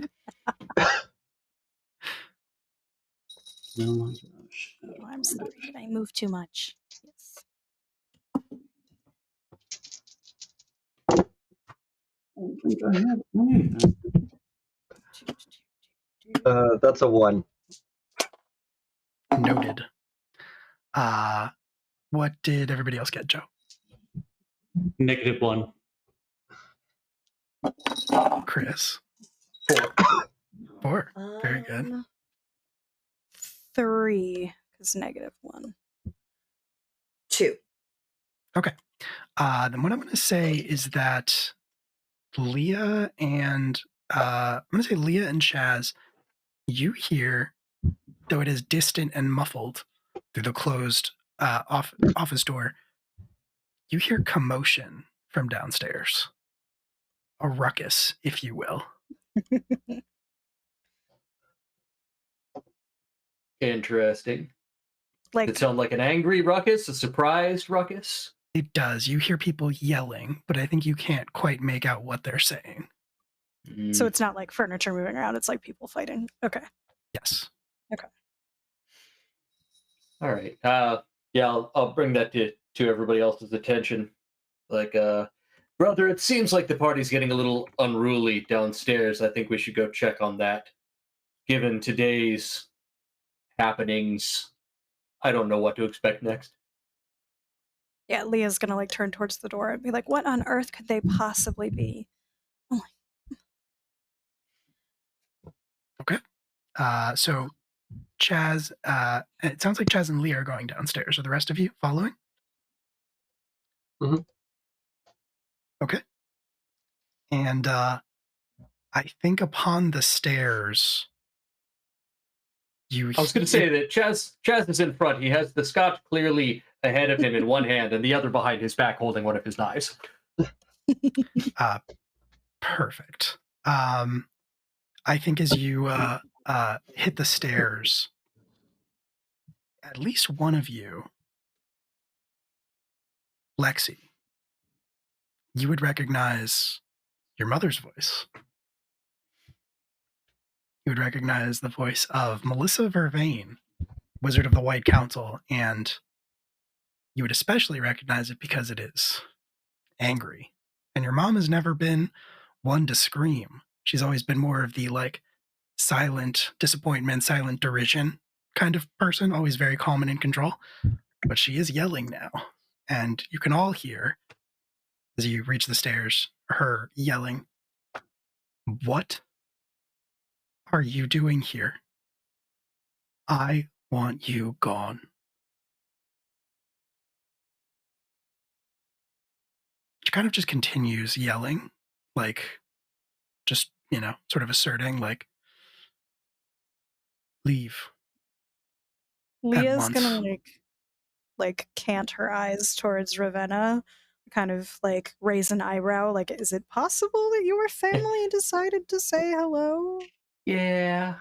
I think if there's space, if this like the hallway, stairwell, whatever, to get from the room we're at down to where could hear my mother's voice, Lexi is just going to go into the mode she's used to playing, which is people are upset. I need to go smooth things over. So she's like, without even a thought about what could possibly actually be happening, is just instinctually going to pass all of her siblings to go find her mom and try to like calm whatever the situation is down. Chaz just moves aside. He's like, okay. I'm not touching that. Fuck that noise. Noctis like emerges like with the axe, like he created, and just hears a woman like the Lexi's mother like screaming and goes like, I don't know if this is serious. And he just kind of like absently hands the axe to Chaz. Thanks. I'll just put this over here. Based on how angry she sounds, I suspect maybe I should go with her sister. Okay. And as you all descend the stairs, it sounds like you're all sticking together. As you kind of clear the bottom and turn a small, tight turn so that you can see the rest of the, like the parlor where most people were gathered. You do, in fact, see that like people have stopped what they were doing. People have stopped where they're standing with drinks in hand. It's pretty silent. Nobody's really talking, and everybody's attention is directed more or less to the center of the room, where you see the tall, imposing, striking figure of Melissa Vervain, Wizard of the White Council, kind of towering over a much smaller figure, a very like pale and still beautiful woman, but she is kind of like meek in a way. She is kind of shrinking away from Melissa and like almost trembling in a way that is very vulnerable and also a little inhumanly compelling, maybe. Like in a way where you just want to step in and protect this person who's clearly being bullied.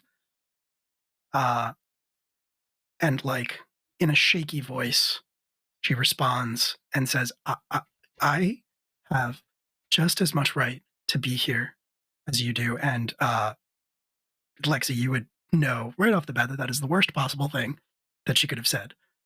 You see like storm clouds gathering on your mom's face as she kind of draws herself up, appearing even taller than she actually is, and starts basically foaming at the mouth and says, every right to be here. You think you have every right to be here just because you ruined this home doesn't mean you can step into it anytime you want.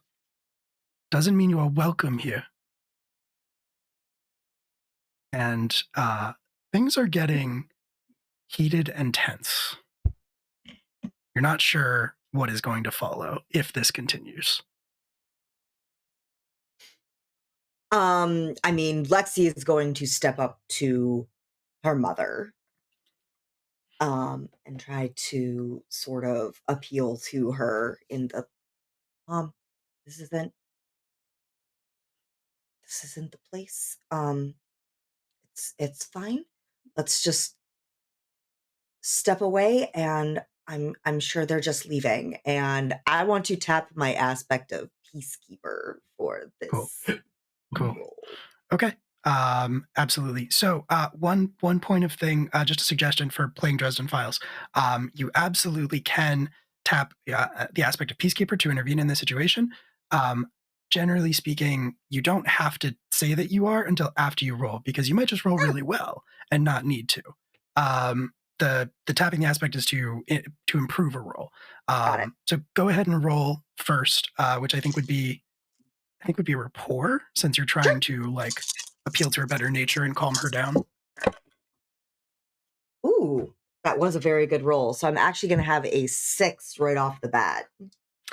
6 is very, very good. And I think your mom kind of like, she hears you and you can tell that I she think is even like the final thing is I actually lean in closer and being like, think about how this is coming off to other people here. Because she knows above all else her mom will respond to the perception of other people around them. And it definitely seems like your words reach her. She like takes a deep breath. She takes a deep breath, closes her eyes for a moment, and then they flutter back open, and that mask of control is back on her face. And she takes a step away from the smaller, paler woman. And she says,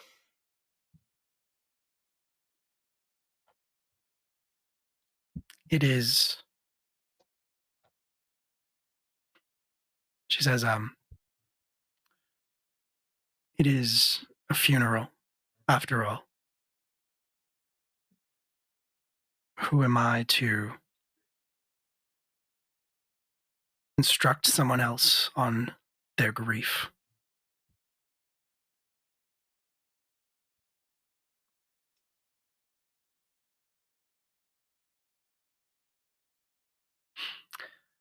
And she will kind of release the tension that she has been holding in her body. She says, emotions are high. I'm sure you'll be quite comfortable here. And then she'll kind of dismiss the situation entirely, turn on her heel, step away, probably leave the parlor entirely. You don't immediately see where she's going, but you can follow her if you want. I think Lexi would. Okay. Just to make Cool. sure everything is okay. Ravenna, the situation with your mom now seems to be somewhat diffused. So, what are you doing? I think I'm going to walk up to her and, did you really need to come? You knew how that would be received. I'm just here to pay my respects. I mean, he was your father, after all, Ravenna. Yes, but given every time you brought me to this home previously, it was as a threat. I think you can imagine your presence would not be well received here. That kind of shrinking violet energy that she emanates kind of increases, and she says even louder, probably louder than she needs to, so that everybody in the room can hear her. And she says, I loved him. What we had, I mean, of course it had to be secret, but it was special.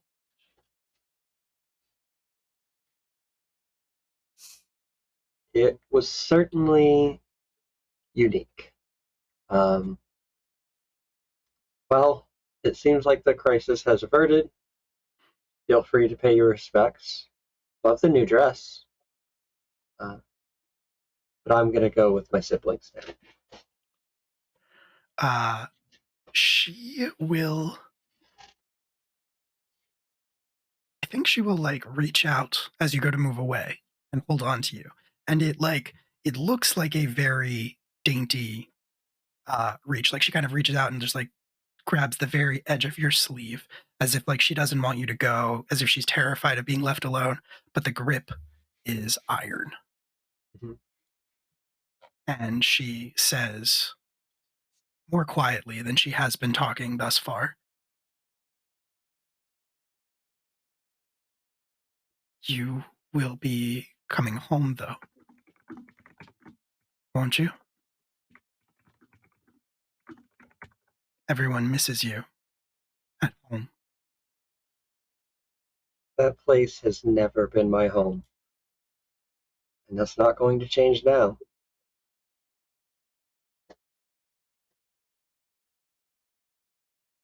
Okay. I think the mask slips a little bit, and she looks pissed. She looks angry. And she says, so, are you going to stay here with them? And she kind of casts her glance judgmentally towards Leah and Chaz and Noctis, who are still standing by. Mother, I have my own home that I got without you, without him, without them. I may stay some time with them, but I haven't needed any of you, and I still don't. I think Leah might do the side up next to Ravenna and be like, yeah, you promised to stay with me today, right? like I'm still, tear streaked and pathetic looking, probably, like the. I mean, I guess it doesn't have to be here. My mom's place is down the street. If you excuse me, Mother, there are people whose tears are genuine that I would like to attend to. Okay. Interesting. Very interesting. Okay.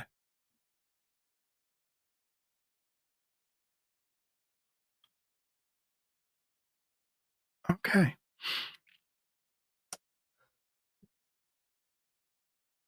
I think your mom. What a lovely day! Hello, friends. Thank you for the raid. We are going to go on a break very soon, but thanks so much for joining us. This is the Madigans. This is our Dresden Files game. We are in session 2. The players are a group of siblings who are estranged from their terrible wizard father, and it has been quite an emotional roller coaster. We are in a very emotionally charged situation, but I hope your stream went well, and thank you so much for joining us. We're also raising money for the First Nations Development Institute. That is what we do here at Live from the Apocalypse, is we play games and raise money for nonprofits and aid organizations. If you're so inclined, and you are able to, feel free to drop a donation. But anyway, we will continue on. Hope you enjoy your stay. Cool. So, yeah, I think your mom is going to scoff. Again, that kind of mask sort of slipping, and she is going to turn away from you and Leah and start walking away. And before she does so, she will say to you, like very, very cruelly, she will say, when they cast you out and call you a monster, you know where your real family will be.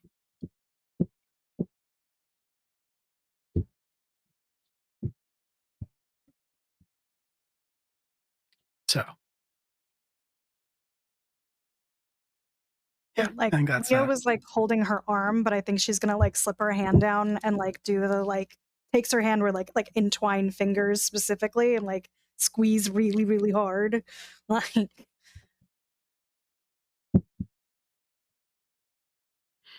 very cool. Very cool. And then she is going to kind of slip away into the crowd, which is now starting to resume talking and drinking, and the general commotion is starting to pick back up with that tension now being diffused. And Lexi, you're following after your mother. Correct. And I think you follow her outside. She steps out onto the porch of Madigan Manor. It's the night air, the night autumn air is kind of cool, and there's kind of a fog rolling over the city. There's maybe a light rain still falling left over from the funeral this morning. And I think you're surprised as you step out. Your mom's back is facing towards you, but you can tell, especially as you walk up to her and she turns her face as much as she can to actually face it away from you, you still get a glimpse of the fact that she is crying. And I think that is where we're going to take a break, and we'll pick right back up with that in about 10 minutes or so. So don't go away. Thanks so much for joining us, and thanks for the raid and the donations and all of that good stuff. We will be back in about 10 minutes, so we will see you then. Don't go until 12 p.m. tomorrow, in which case you just suddenly fall over. I don't know, and they don't At know the 12:01 PM, long-term the water effects of becomes- it, Ugh. which is disturbing. Hi, You guys. put us back alive while we were talking, didn't you? Yeah, I do that sometimes. It's It's like, okay. I was about to rant, but now I'm not going No, to. you can rant. That's what we normally do. Normally and we government rent. and their water. The Yeah. I mean, government. that's the problem, though, right? Like, if it's like, oh, hey, we have this infrastructure no one wants to pay for, because then I might not get elected next time, because, like, heaven forbid you do something that isn't immediately beneficial or, like, isn't immediately visibly beneficial, beneficial, like, then... Like, how dare you replace aging infrastructure? That costs money. Like, it's not like we're using it for, you know, repealing child labor laws or some I was shit. going to say, the children, you know? Yeah, God. I mean, the children are now allowed to get married also in Tennessee, right? Like, that's the important thing. Like, yeah. We could be putting them to work to replace the water we pipes. also can do that, yes. Yeah. That is fucking Arkansas just did that, right? Arkansas? Former Huckabee Sanders, yes? Oh, yeah. I had no idea she was a governor, and I was like, that's how they roll. surprised. Yep. Oh, It's not great. People In put the you in land of charge. Waltonville and yes. I will say this: not an age-old truth, but a truth of 2023 is that if you're trying to get your elected officials to accomplish anything, when you contact them, tell them that you are going to, unless they do the thing you want, you are going to volunteer or to support their opponent in the primary, because so much gerrymandering has taken place nowadays that once they are like running for election, they have very little fear about whether or not they're going to win. Yeah. But a primary is very different, because basically what you're saying is I will get a different terrible, awful person, not you, elected into office. That is the thing that they could still lose. Also local judges, people. Yes. And now, unfortunately, fucking school district. Your sorry, children should Becky. have books. Your Burn it children all should have down. books. Children should have Not books. the schools. Children should have books. Not the books. Drag queens should be allowed to read books. Also that. So let's just put that out there. Bold You know. statement, apparently. So jot But that fucking down. Was it Wisconsin? No, Idaho? Fuck. Which is the state that like they can't get rid of now abortion protection, because back like they wrote in that like bodily autonomy was a thing back with like they were trying to be terrible to trans people, and it turned out terrible to trans people, but also to like protect people's like health decisions when it came to like abortion care and sort of also gender affirming care. It's a little bit fun. But just a general message to anybody in the audience: the golden rule. Remember about that. Remember sharing. Be kind to others. It will come back to you. If that's the thing you're worried about, you're an asshole. If you're worried, 100%. Like, we got actual problems. Let people be people.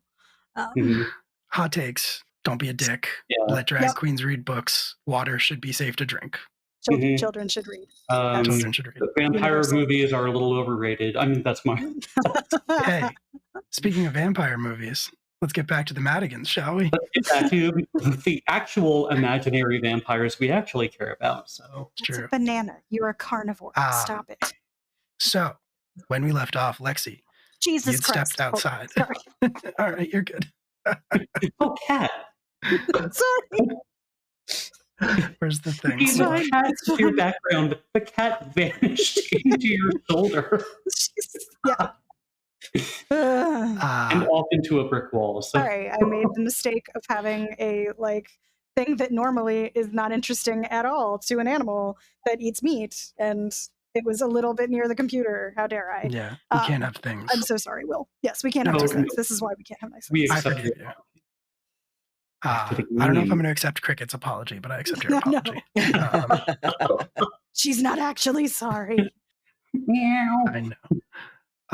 Okay, Lexi, you had just stepped outside of the house to find your mom, and she was standing there, sort of just out on the porch, which is this very, it's more of I guess, a front, what is the word? Not a porch. Stoop. It's not really veranda. A stoop, because veranda would be a much better word. But it is stone. It has like these big columns holding up a little overhang, big steps leading up to it, and your mom is just kind of standing out there. And we got there eventually. standing out there, and you notice that she is crying. Which maybe you've never seen your mom do before.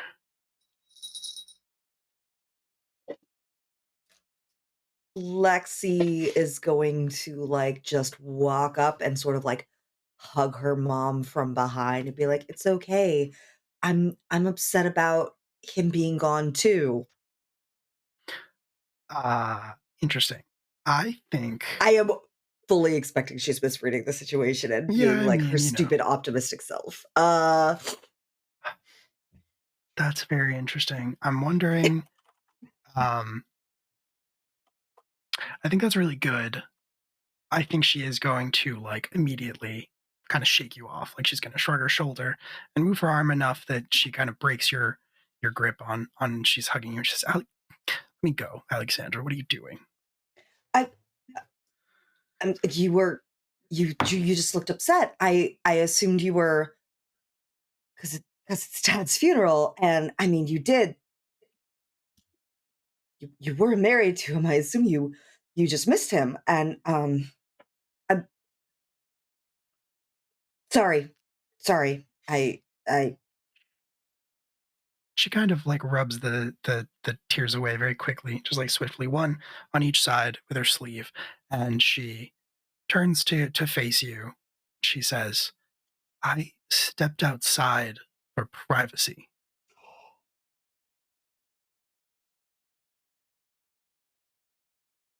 sorry. If I had wanted My a hug, I mistake. could have stayed inside. There were plenty of people in there wanted to hug me, more than I care for, to console me like I'm some grieving widow when it's been nearly 2 decades since we've been with one another. Right. Sorry, my mistake. I'll Nearly 2 days. I'll leave you to it then, and Lexi will head back inside. You can hold on, Lexi. Hold on, Alexandra. She takes a deep breath to compose herself and she says, "You disappeared earlier." That was the arbitration of Dad's will. Oh shit, he was called the arbiter. I said he was called the executor. Whatever, it's fine. Arbiter, executor. Whatever. It's Who fine. knows? Um, Dark man without a name, you know. She says, well, did he leave you anything? A fifth of a log. Yeah, right. Like a book? Just We burned just a it. message, basically. Nothing. That's all he left all of us, as far as I know. I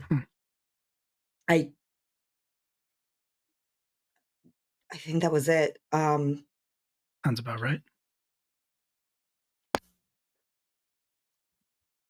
I mean, it was a nice message.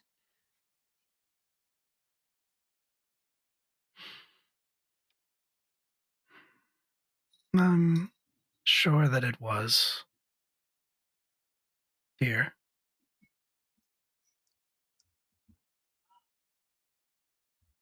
He could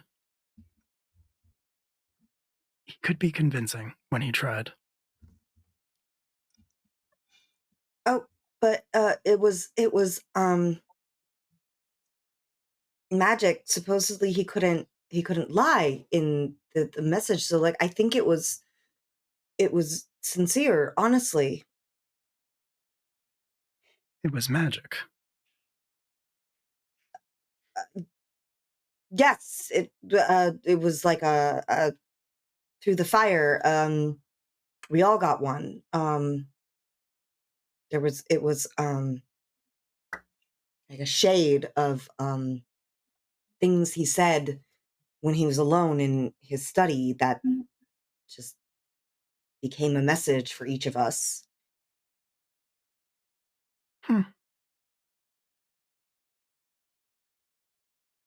What a tremendous amount of effort just to fail spectacularly once again.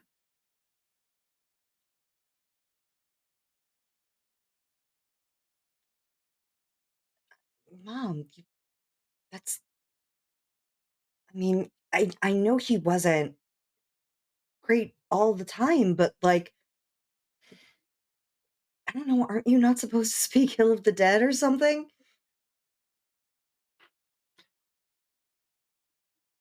Alexandra, I think I've earned a chance to speak my mind. All of the years that we spent together, and he still went and fathered a creature Mom, with another woman.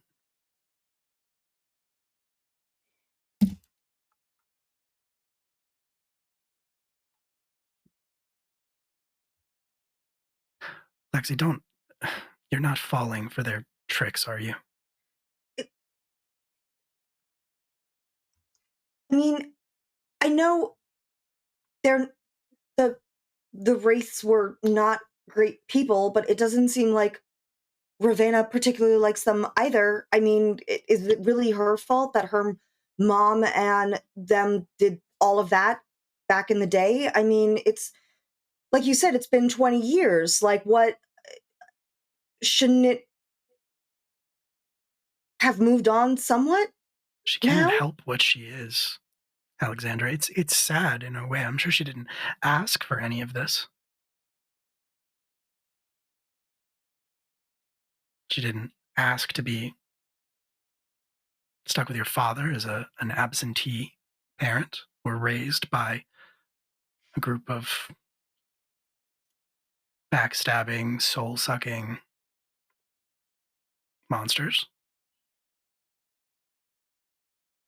I mean, I pity her, but you can't trust her. Mom, it's just for one night. We can all just like get along for one night, right?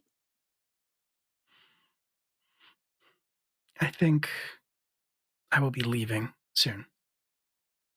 Oh. I think I've seen everything that I need to see. Great. Of course. Do you need me to come with you or No, why would I need that? right? Stupid question. Okay, I'll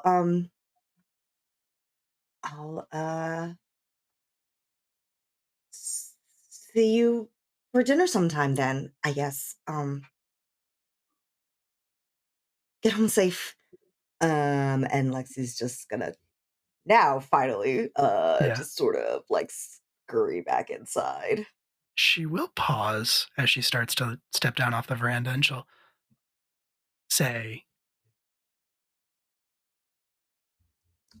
"It is strange, I suppose, to think that he's gone.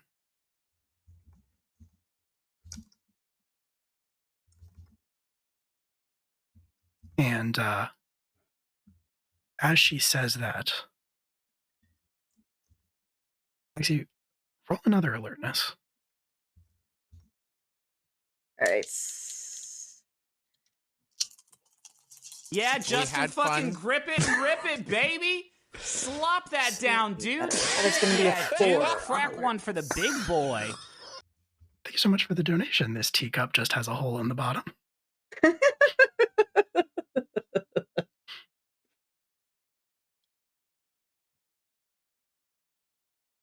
So 4, you said?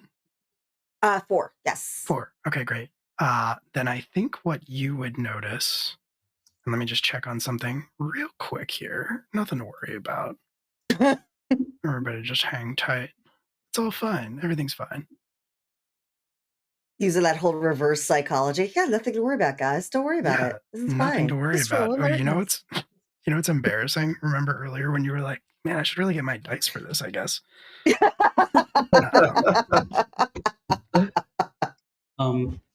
have a brief question. What Yes. I know Look, so like I know that like with our other game dad, whenever we get a donation, we can add inspiration. and, um, and Is there like get a fate information point like that. pool that So, this can? yeah, exactly. And he also lets us watch videotapes, but like, we're doing this and that's fine. But, what We always have pizza and we stay up with TV dinners. Yeah. That's And he fair. lets us have 2 desserts. I know. and also first, Damn.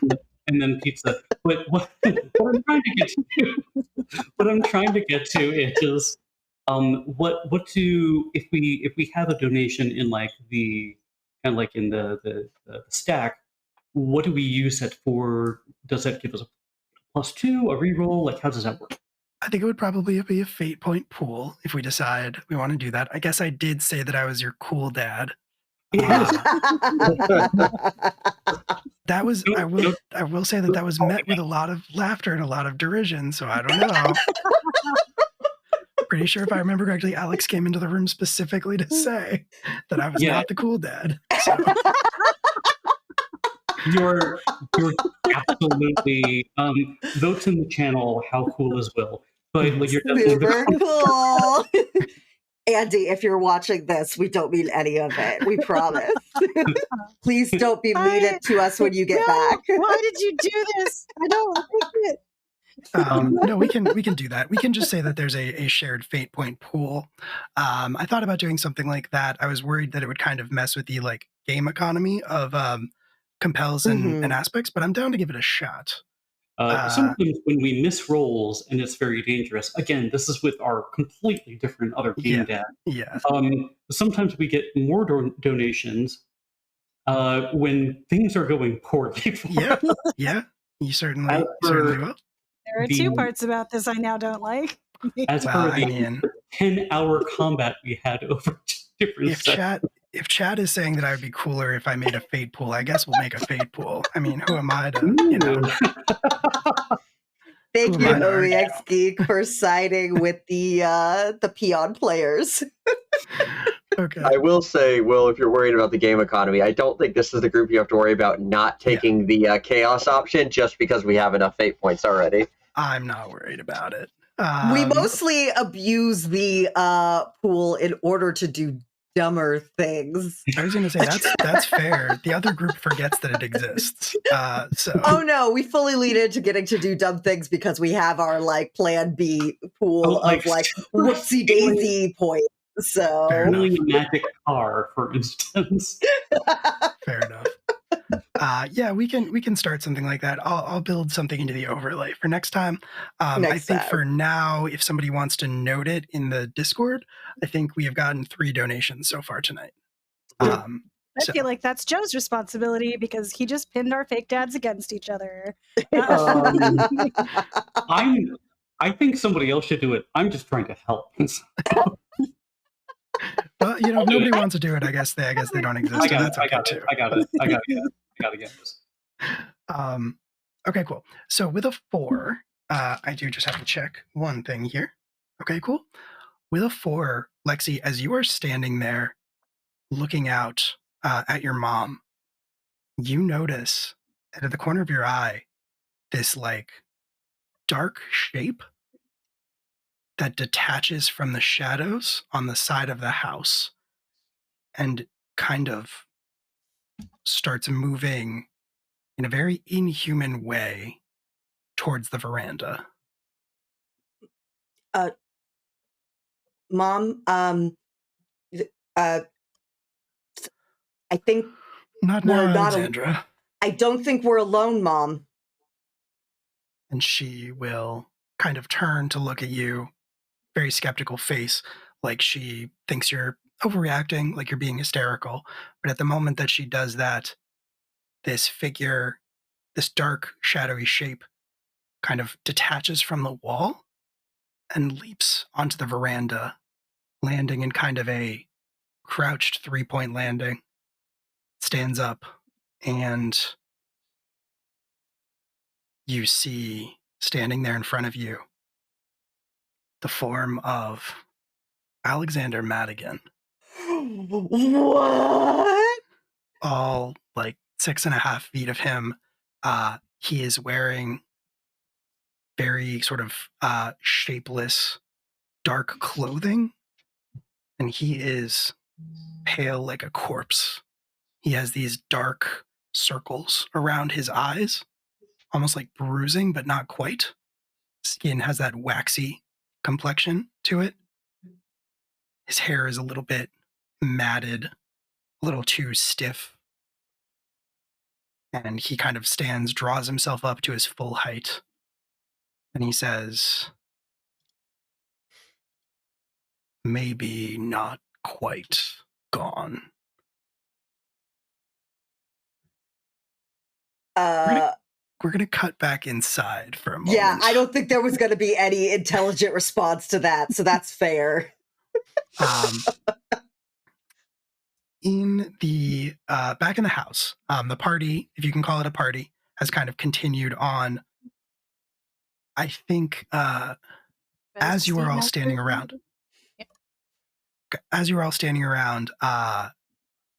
Chaz, you feel somebody bump into you, and when you look, you see that it is a figure much shorter than yourself, wearing a black dress, very pale. And you would recognize them as the person that Lexi's mom was very recently just screaming at. And she, she's accidentally bumped into you, and she like puts a hand out, says, I'm so sorry. And again, she's almost like shivering. She says, I'm so sorry. I'm terribly clumsy. And she's going to do a thing. We're going to see how it goes. It's fine. Now, I know that this is Ravena's mom. Yeah, you do. Okay. You definitely are aware of that fact. Okay, cool. So, yeah. I want you to roll your discipline. Okay.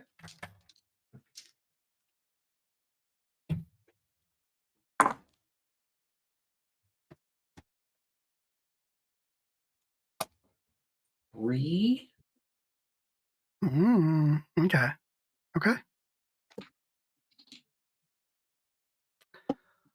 Okay. Very exciting. Do you want to use a fate point for that? Do it. Should I use a fate point on that? I think you got to compel, but I do. I do have one extra fate point more than my start. You don't even have to dip into the pool. So what happens when I use a fate point in this? Is it re-roll any that I don't want? So you can either re-roll all of them, or you can add 2 to your total. So I could just take a 5. Yes. Okay. But you do have to tell me which aspect you are tapping to do this. It's I live these streets. I'm used to being caught. Like, I'm absolutely looking for the bump check. Like, it's I know she's a white cord vampire. Like, I'm used to being having somebody try to scam me. Absolutely. And so I think what happens is she like she bumps into you, and she like reaches out her hand to like put it just against your arm, like apologetically, but you kind of see what's coming, and you can grab her wrist and just sort of hold it in place if you want to. And she looks startled at that. Are you saying anything, or just... Oh, I'm so sorry. These floors in here, they're very bumpy. Yes. And she will like look down. She's going to try to like just wrench her hand out of your grip. I would immediately let go. If she wants to leave, let her. Yeah, that is what she's going to do. But she is going to like look absolutely terrified of you, and kind of make like a big show of it a little bit. She'll kind of like step back, and she'll just keep apologizing and just say, I didn't mean to. I'm so sorry. I'm so sorry. Please just leave me alone. Bitch. And you can tell that like eyes are on you because of this performance, but I don't know if Chaz cares, honestly. No, he's like, oh no, people are thinking that Chaz is an asshole. He's like, I can live with that. If everybody in here was afraid to come talk to me, that would make this a lot easier of a night. That's fair.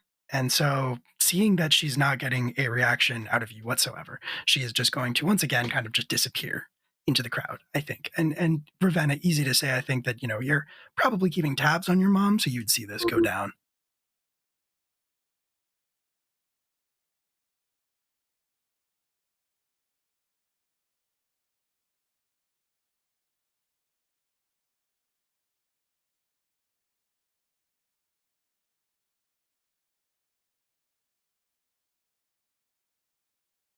Her not messing with our around, then let her be.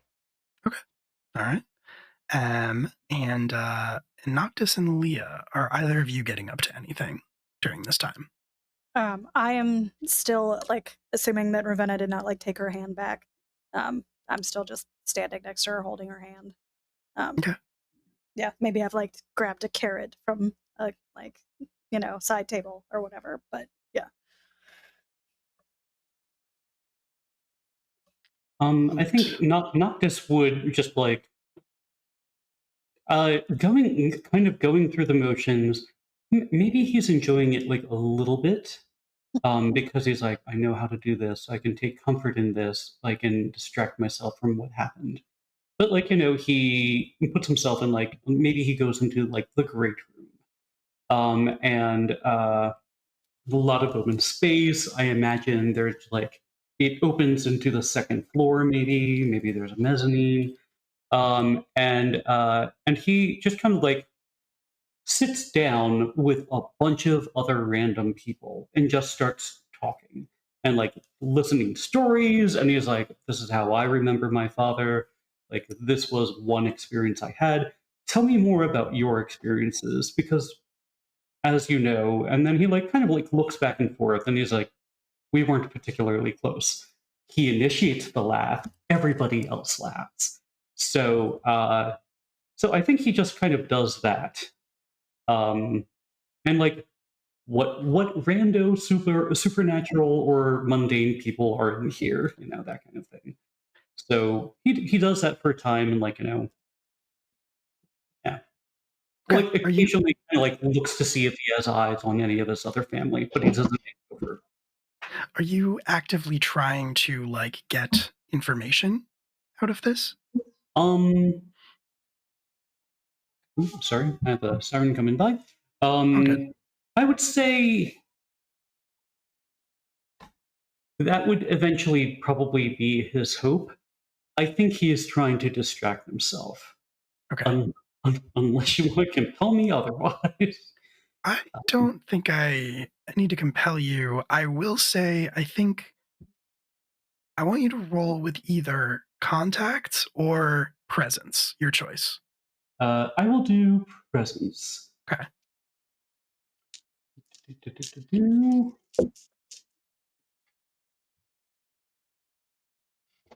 I like the denotations for each skill because I'm like, cool, look over, presence, look over, great. So it's like presence, great. Yep. That wasn't particularly good, but that's a -2, so that would be a 2 total. Okay. Although I could obviously burn something in order to be a little bit better at that. You could spend a fate point. Oh, actually, I'm so sorry. That is a 3 mark of power. Oh, hell yeah. Absolutely. Okay, great. So yeah, you are very good at holding people's attention. I think a 3 is a perfectly good roll to get people talking at a funeral. Oh yeah, I should remember that too.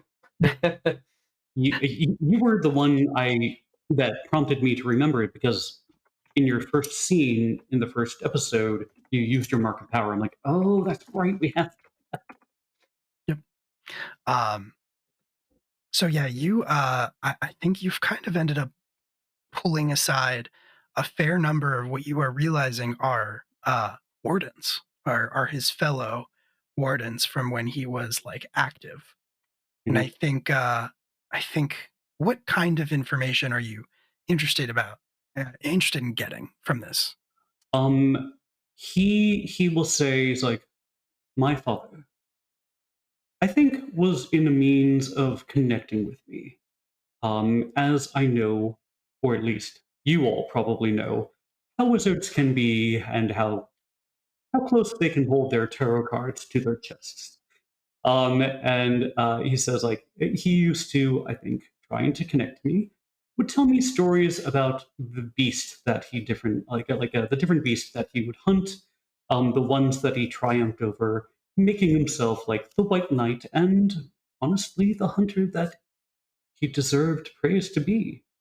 Um, I can't quite remember. Oh, there were so many. I feel like there was like a he is like there may have been a lycanthrope at one point. Uh, you're going to have to help me like remember some of these.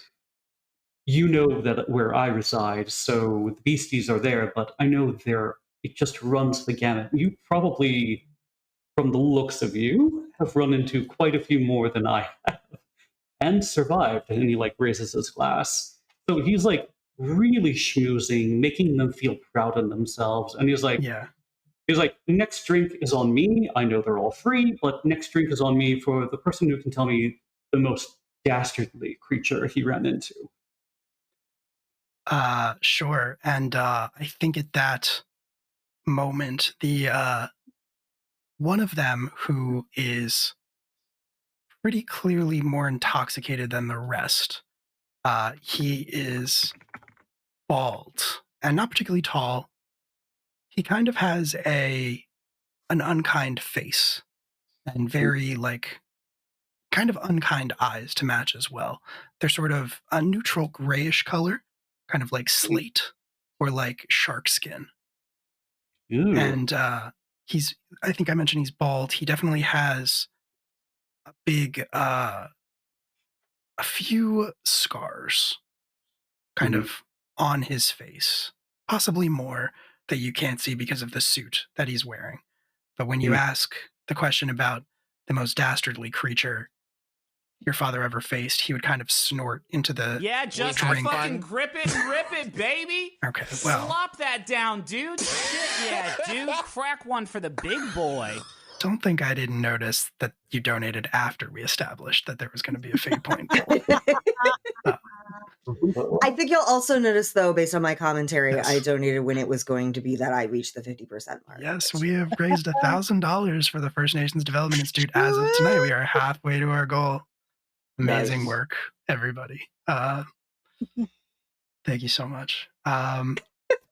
Perfect. It's gonna make this so much better. So the guy that you're talking to kind of snorts into the cup that he's drinking out of while he's taking a sip. Looks like it's whiskey. Neat. And he says, oh, yeah, the most dastardly creature he ever faced. Well, that'd be the Autumn Lady, wouldn't it? And one of the guys sitting next to him, who is this like he is kind of he has more like caramel colored skin, very fine, very neatly cut black hair that it like is shot through with a few strands of silver here or there. Equally well manicured beard. Again, just a few bits of silver kind of running through it. Is going to nudge him, like just throw an elbow into him and say, "Hugo." And with just a hint of an accent, Hugo. And Hugo, presumably the scarred man, is going to like shrug. And again, kind of drunk, kind of slurring a little bit. He's going to say, "Am I wrong? Am I wrong?" If memory serves, the Autumn Lady did not defeat him, and I do not believe that she was an ungentle creature. Well, guess that depends on your definition, doesn't it? Defeat him in combat? No. But did she break him? Yeah. I reckon more than a little. She was gentle, yeah, but maybe a bit too gentle. Just bite him. She is I gone. know Good sir, she is gone and she has vanished. I'm trying to make very good and very polite conversation with highly respected wizards. You would be good to remember that I am the son of the Autumn Lady. Okay. All right. He's gonna I will throw intimidate or presence if you wish. I think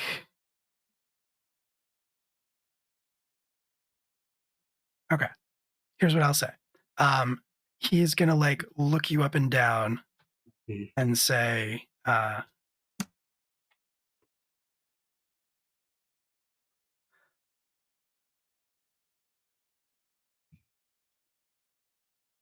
gosh, interesting. All right. I'm just trying to think here. I can let me fill I can fill the space if you want me to. What do you think? Sure. If you'd like to. We got more stuff. He just kind of toys with his cup, and he says,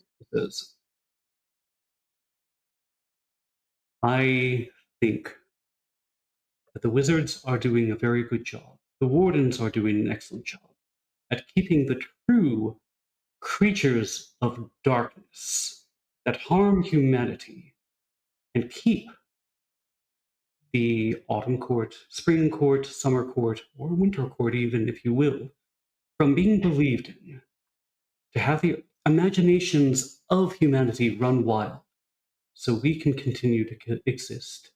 And you, by chance, can continue to exist.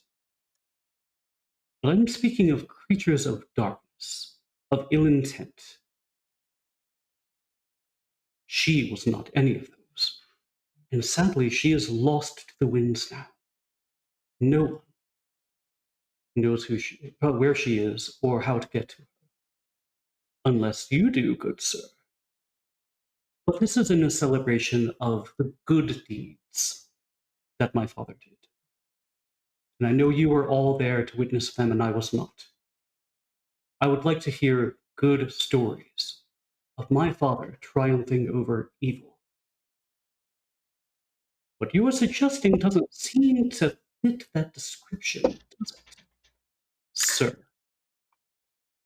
He is picking up on what you're putting down, and he's going to get more serious as he does so, and he's gonna say to you directly,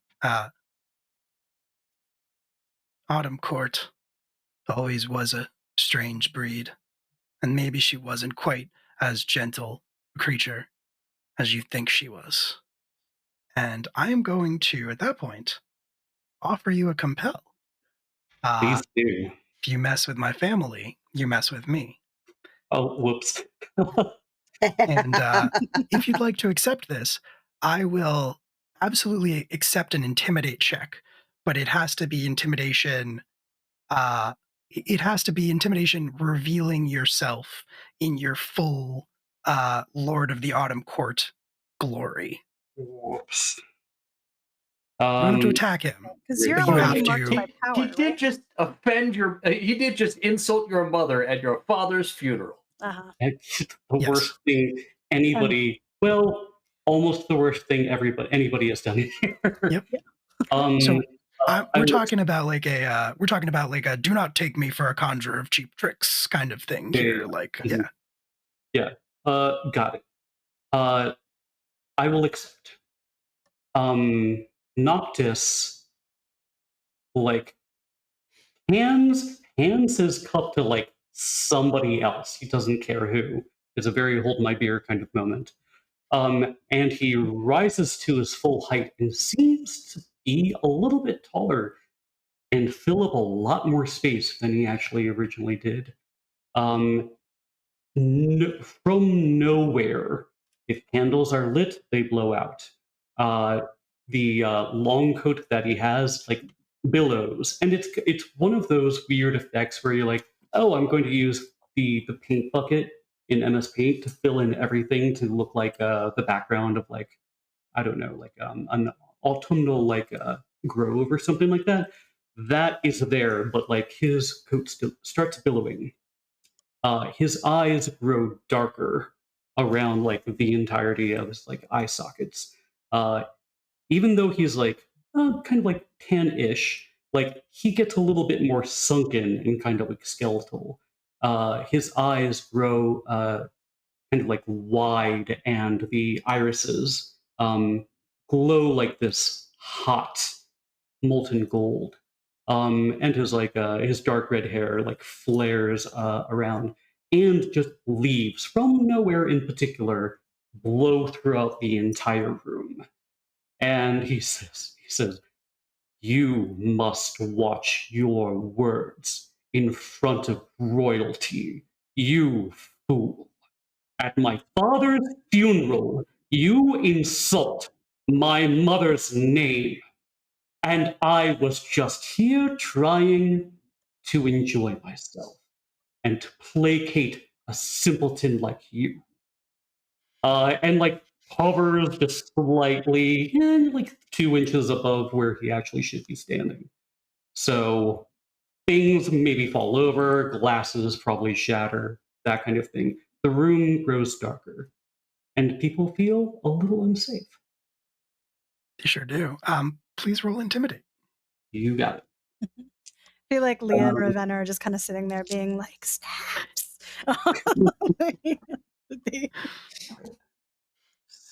So that would be intimidate, right? Mm-hmm. Not go to it.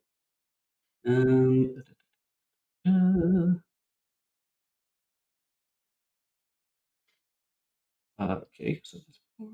This one. That's a 4. Yeah. 4 Plus is 1, 5.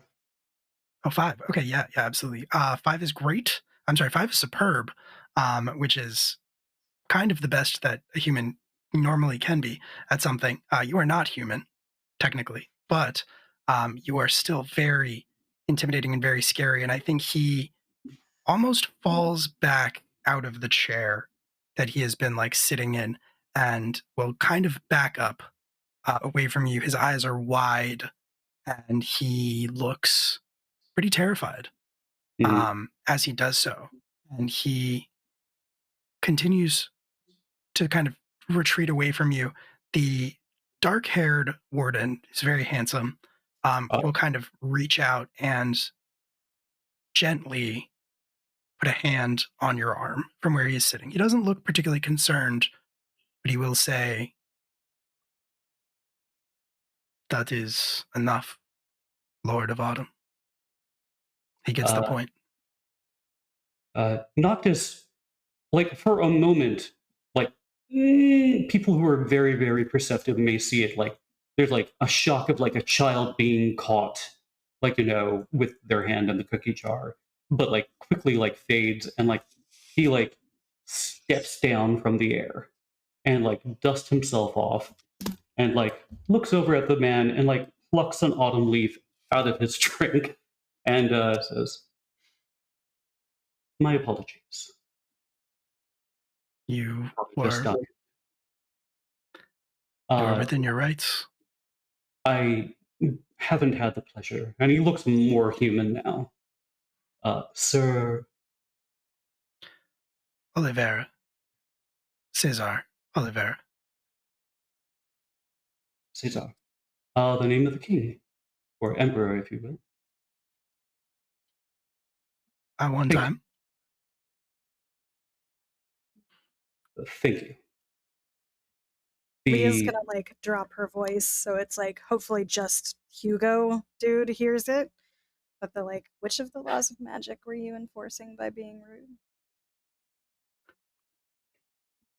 I think he is still kind of coming down. So, like, when you say that, he clearly didn't like track the fact that you were even near him. So he jumps again with like a gasp and kind of like scuttles a few steps away from you, as well as if you're like terrifying. Good. That's fine. And yeah, Cesar will sort of nod and say, "I'm sorry for your loss, and I will tend to Hugo over there. See that he behaves himself." Much appreciated. I can get him one of those lifts home if he needs it. He will be fine, but that's very kind of you.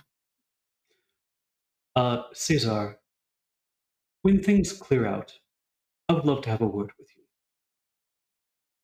Monster to wizard, if it were. Not a wizard, Lord of Autumn, but I will stick around. I will see you, Cesar, not a wizard.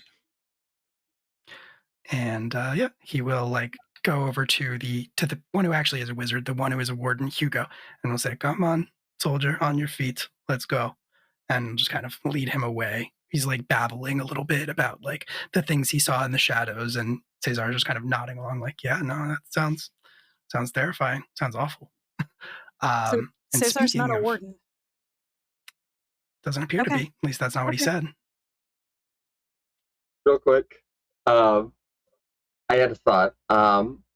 So I think around him, kind of like this whole incident happening, as we've kind of been staying off to the side and like coming down from everything that's just happened, I think Leah may have noticed that like Ravenna definitely did that like amped adrenaline to like crash from both the outburst upstairs and then like kind of facing off with her mother a little bit. And there's definitely like a little bit of like a heightened bags like kind of underneath her eyes and like a little bit of like definitely leaning into the like always eating but never full, like her hunger's a little ramping up a little bit. So having seen all this happen, and being the type that likes to play on the lines a little bit of like he's a little bit bratty about like picking targets maybe she shouldn't.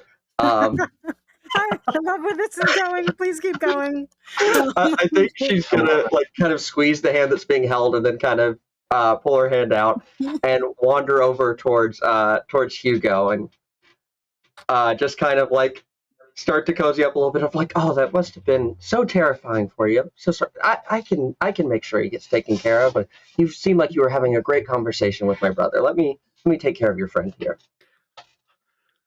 Okay. So two things. First of all, I would categorize this definitely as a self-compel, which is not technically something within the rule book, but I think it is more than fair to say that at any point during this game, you can pitch me something that your character might do that would be a compel on one of their aspects, because it's hard for me to keep track of all of them. Mm-hmm. And so I will then probably say, yes, I will give you a fate point if you do that.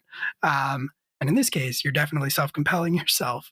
So I will give you a fate point if you do that. You will have to try to convince Cesar that this is a good idea to let you take this man away. And I think that's going to be hard, but you can try. I think that's probably going to be deceit. Okay. What? Give it a shot. She was being totally honest. Totally honest. Yes, totally but honest. You know, the wow. That's an awful roll, but it is one of my better stats. So that still somehow washes out to let's see, 4 minus 3, but then plus 1 again. That's a 2. Okay. Do you want to stick with the 2? I just think this is fun, so I'd actually like to take the fate point I'm about to gain and just use it to bump this up. Yeah. Do it. Absolutely, yeah. So just adding 2 to it, not rerolling. Yeah. Well, actually, yeah, I have a base 4. It's probably better to just try and re-roll. There's a little bit of math, yeah. So yeah, I'm just gonna re-roll them. Let's see. Yeah, so that washes, which puts it at a 4. So same either way, but 4 is definitely better. Let's see here.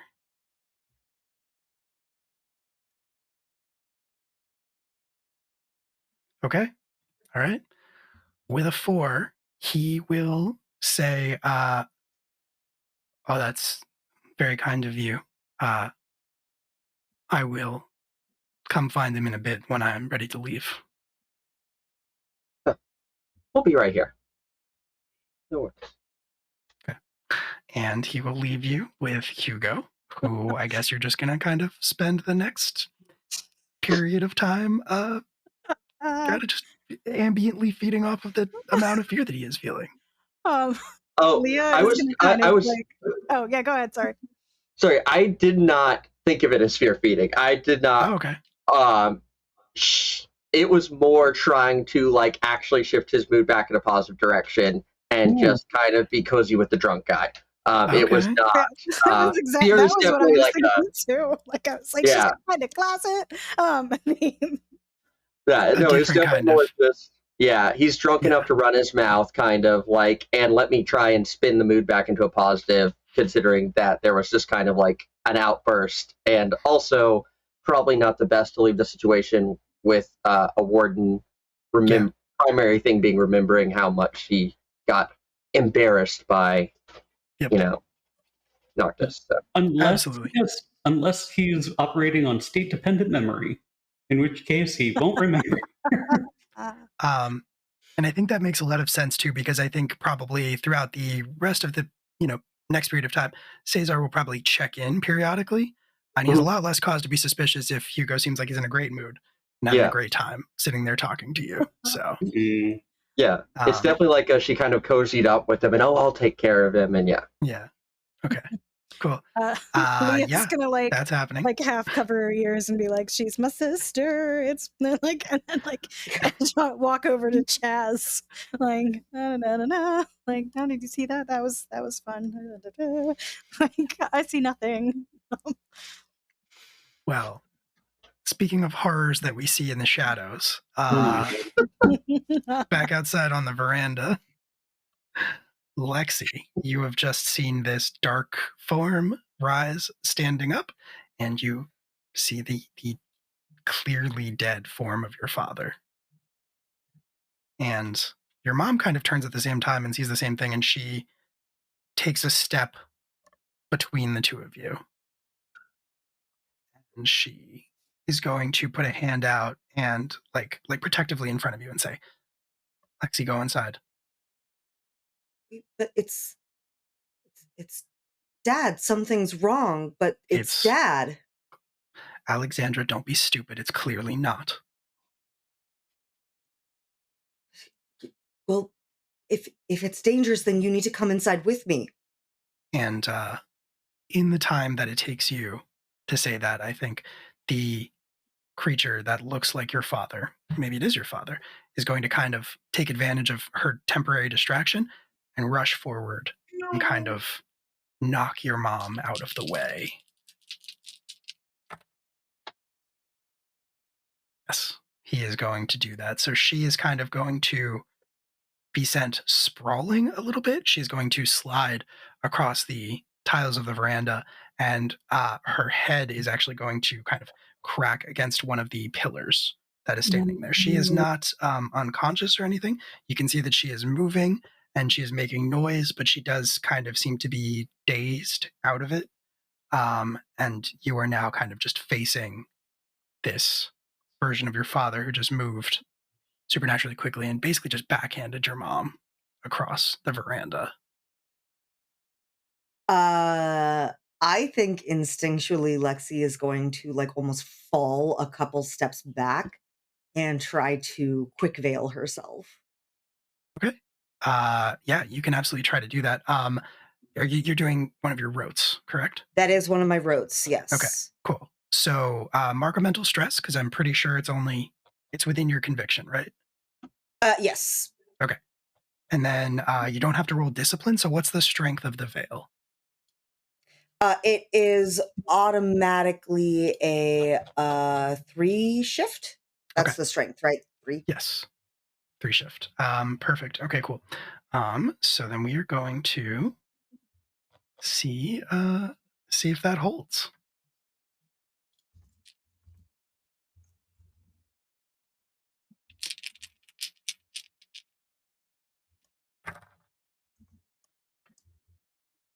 Okay.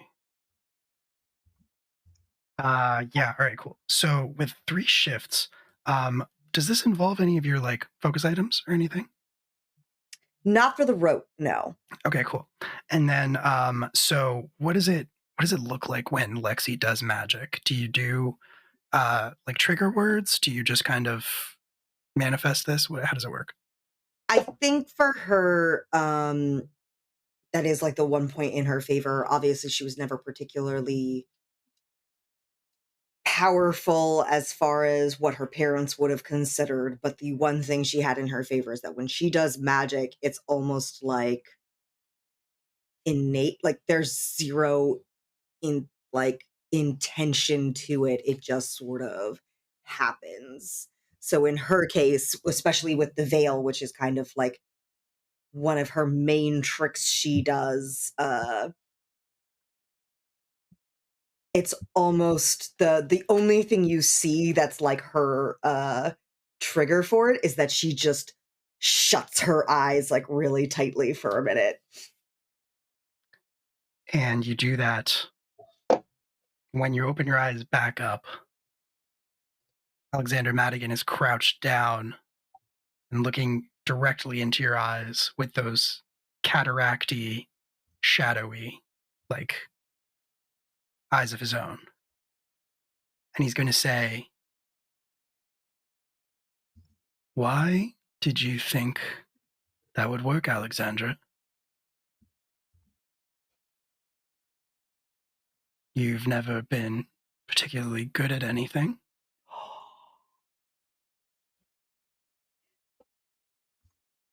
And he's going to reach out, actually, and I think grab you, or at least try to.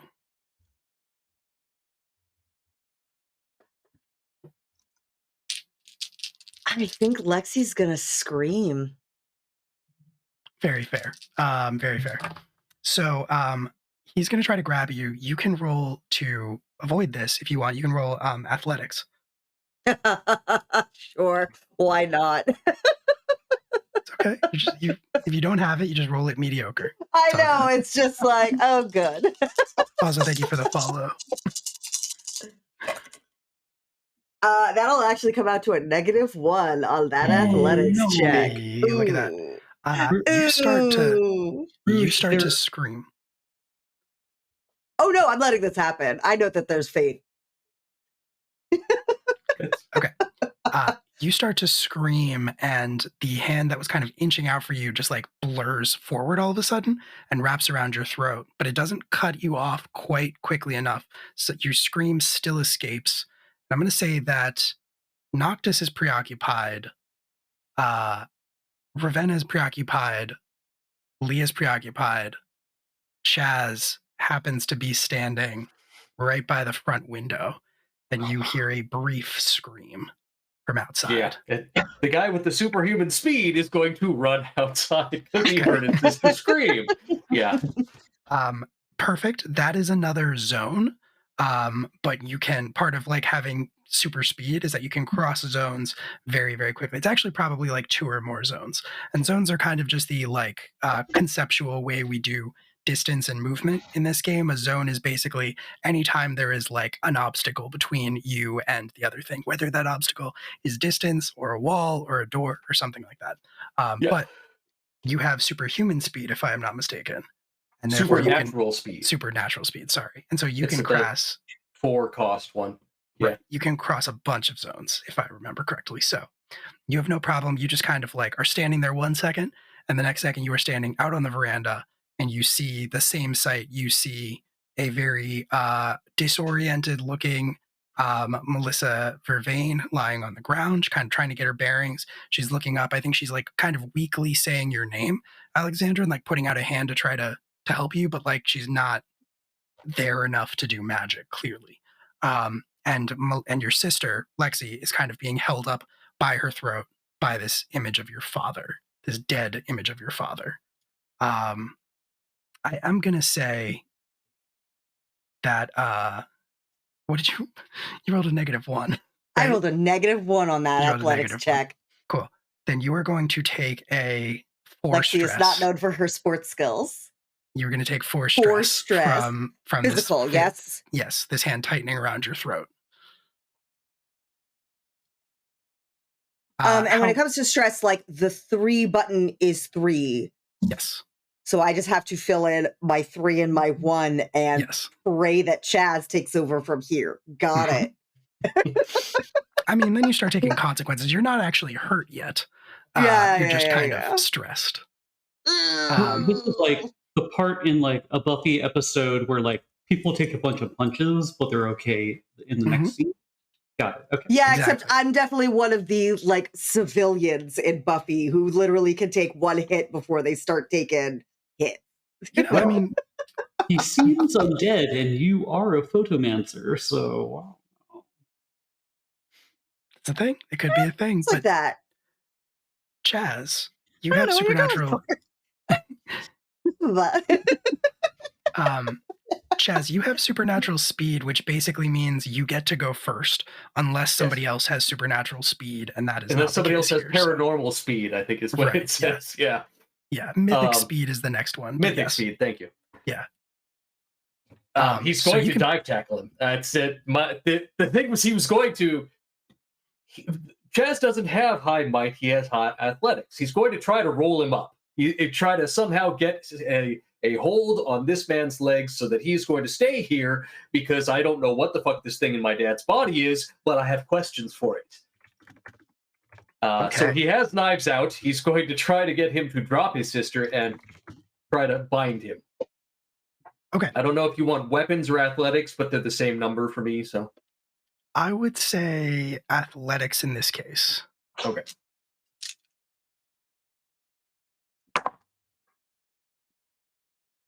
Okay, that's 5.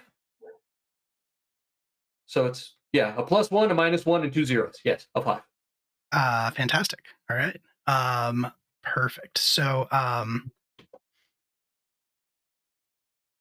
sorry, what was your total? Give me that one more time. 5. 5. Perfect. Okay, great. That is very bad. Okay. As in bad for them, good for us. Who knows? Is that how that We're gonna inverse find out. works? I would also say that he screamed a lot louder than she did. Okay. All right. You were also screaming? Yeah.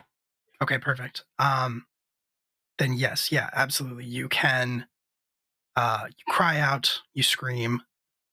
Probably like I assume you're being more deliberate with it, like telling people to come outside. Yeah.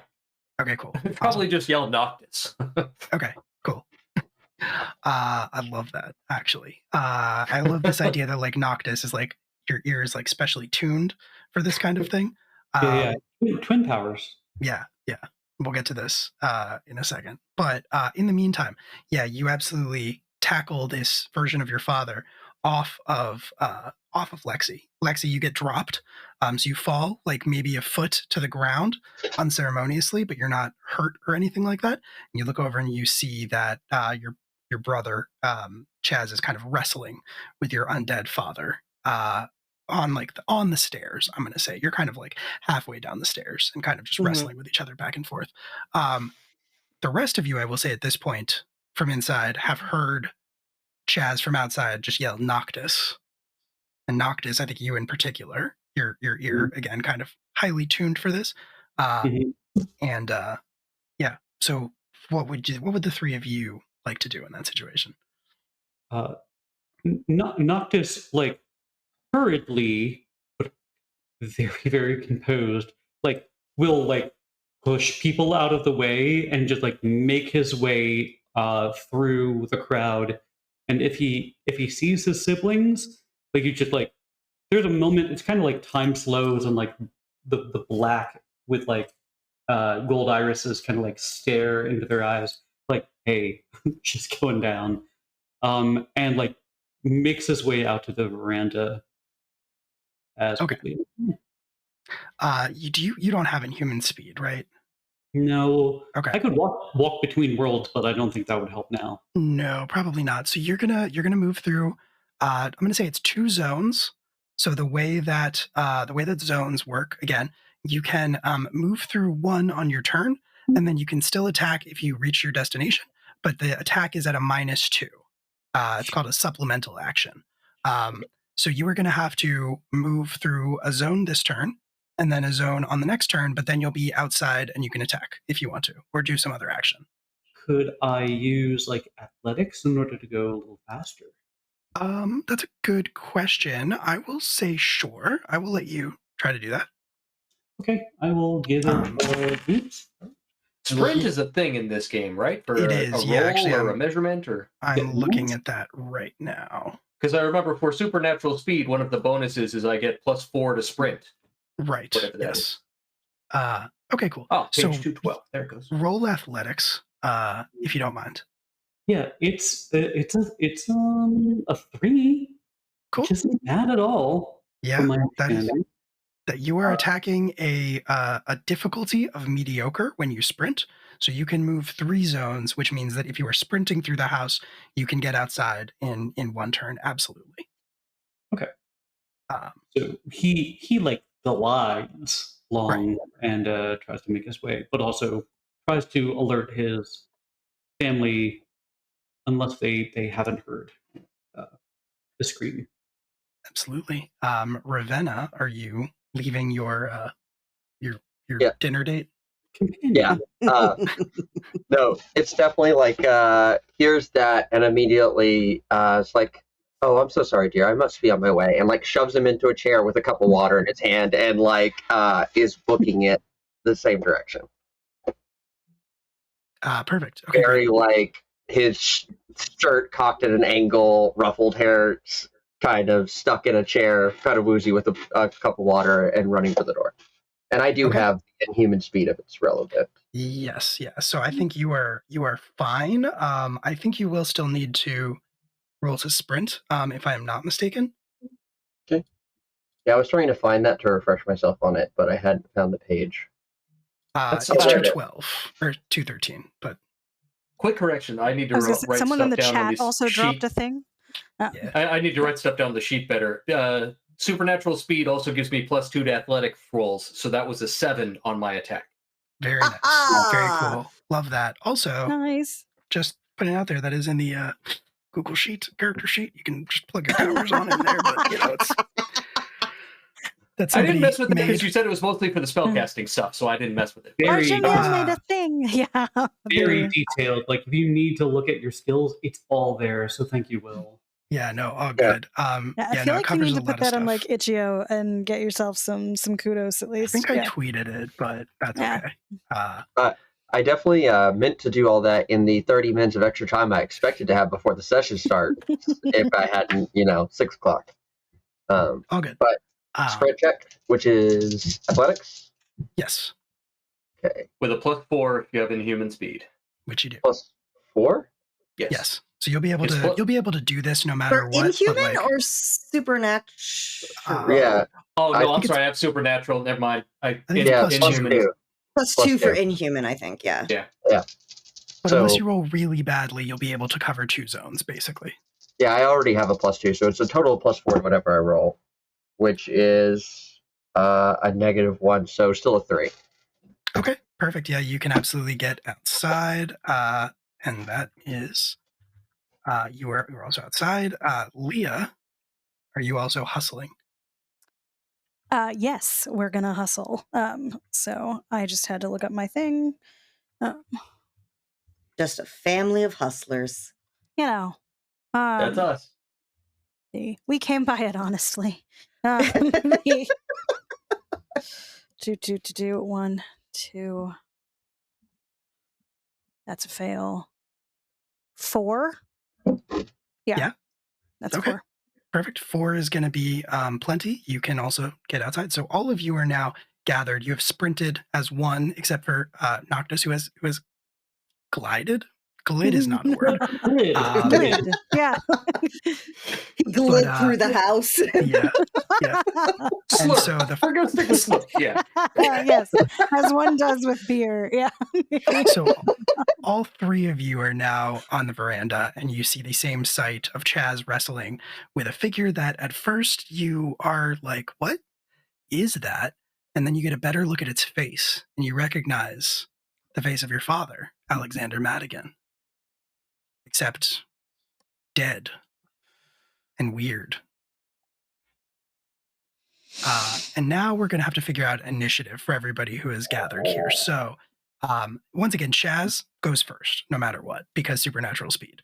But the rest of you are going to have to roll alertness. And I believe inhuman speed gives you a +2 to alertness for rolling initiative. It's a 4 for inhuman speed. Perfect. That is a 0. All good? Just don't have that. 3 for Lexi. Okay. Fails. So I'm guessing I'm going to be solidly middle of the pack, as 2 usual. for me. Okay, cool. All right, I just need to jot these down. Lexi, what did you get? I got a 3. Holy crap, Liz! Oh my god, that's amazing. That's huge. Yeah. And Inhuman speed is basically you should always go Inhuman first speed, and let put in the somebody else work. has. Yeah. I had a +6, so don't think I rolled that well. That is Okay. just a base +6. Is that a 5? It's cut off a. That's like a freak. Oh my god. Okay, cool. Cool. It's a 7. 7 Perfect. total, yeah.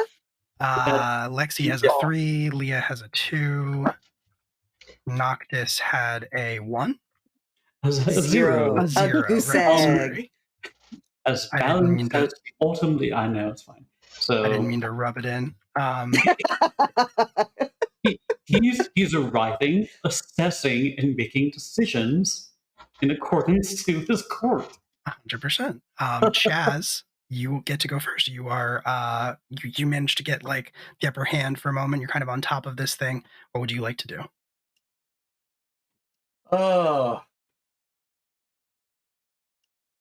So he does not have any weapons. He was attacking her with his bare hands, but he was lifting her in the air with one hand. So he's probably zombie strength. I'm attempting to incapacitate him. I'm trying to put him in some kind of hold, which takes the fight out of him. I will say that is a might roll. Unless you have a stunt that lets you use a different skill for that. Now, can I use the knife to make an intimidate check with weaponry to get him to quit fighting? Yes, you can. Okay. So go ahead and roll intimidate.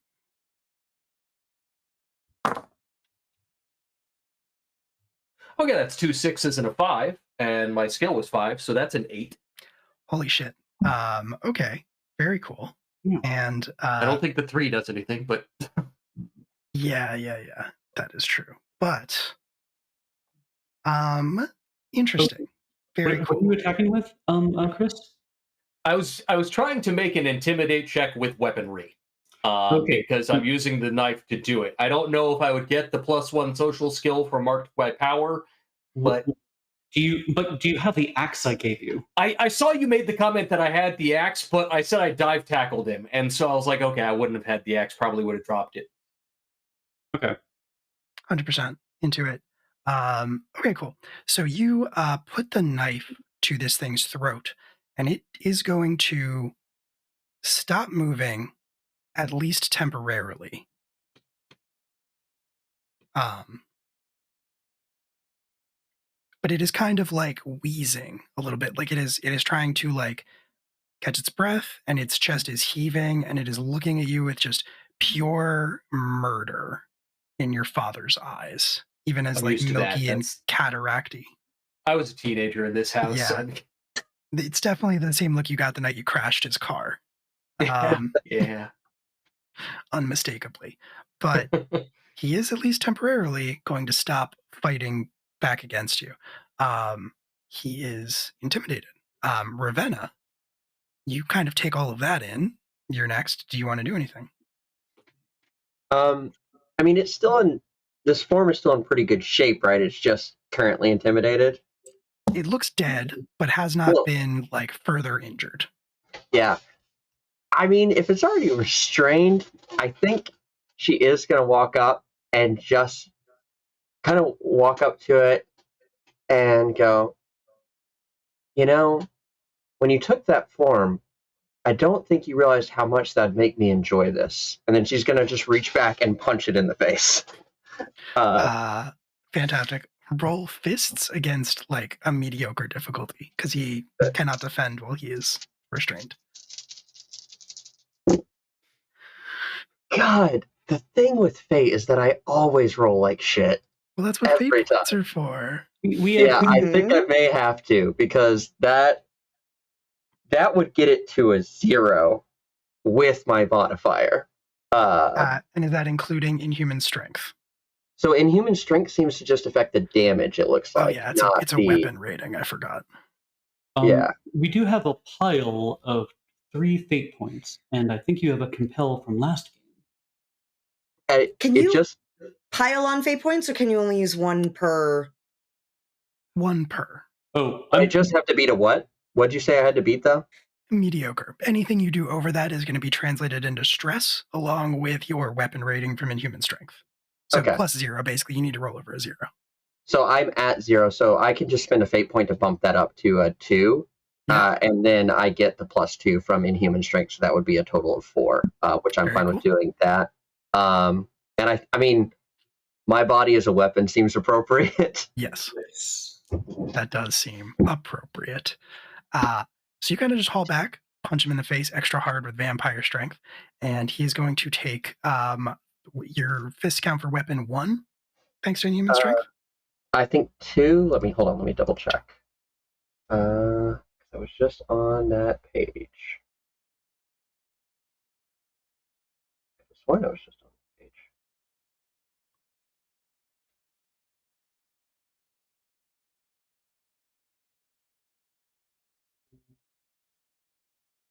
Speed.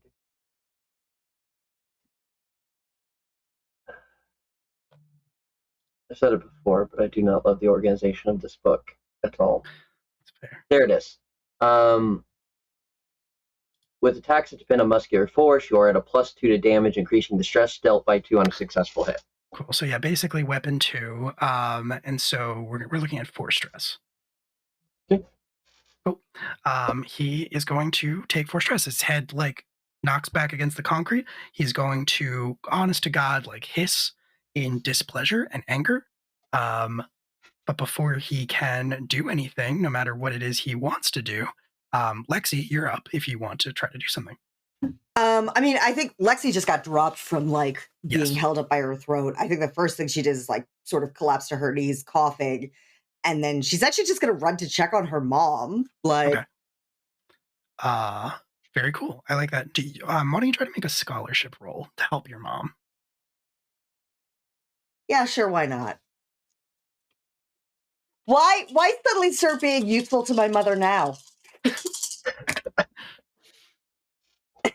gonna be a straight 0. Okay. All right. That's fine. That's fine. Totally fine. I can't convince you to let me use something like investigation or lore instead. No, that's what stunts are for. It's pretty explicitly in this system.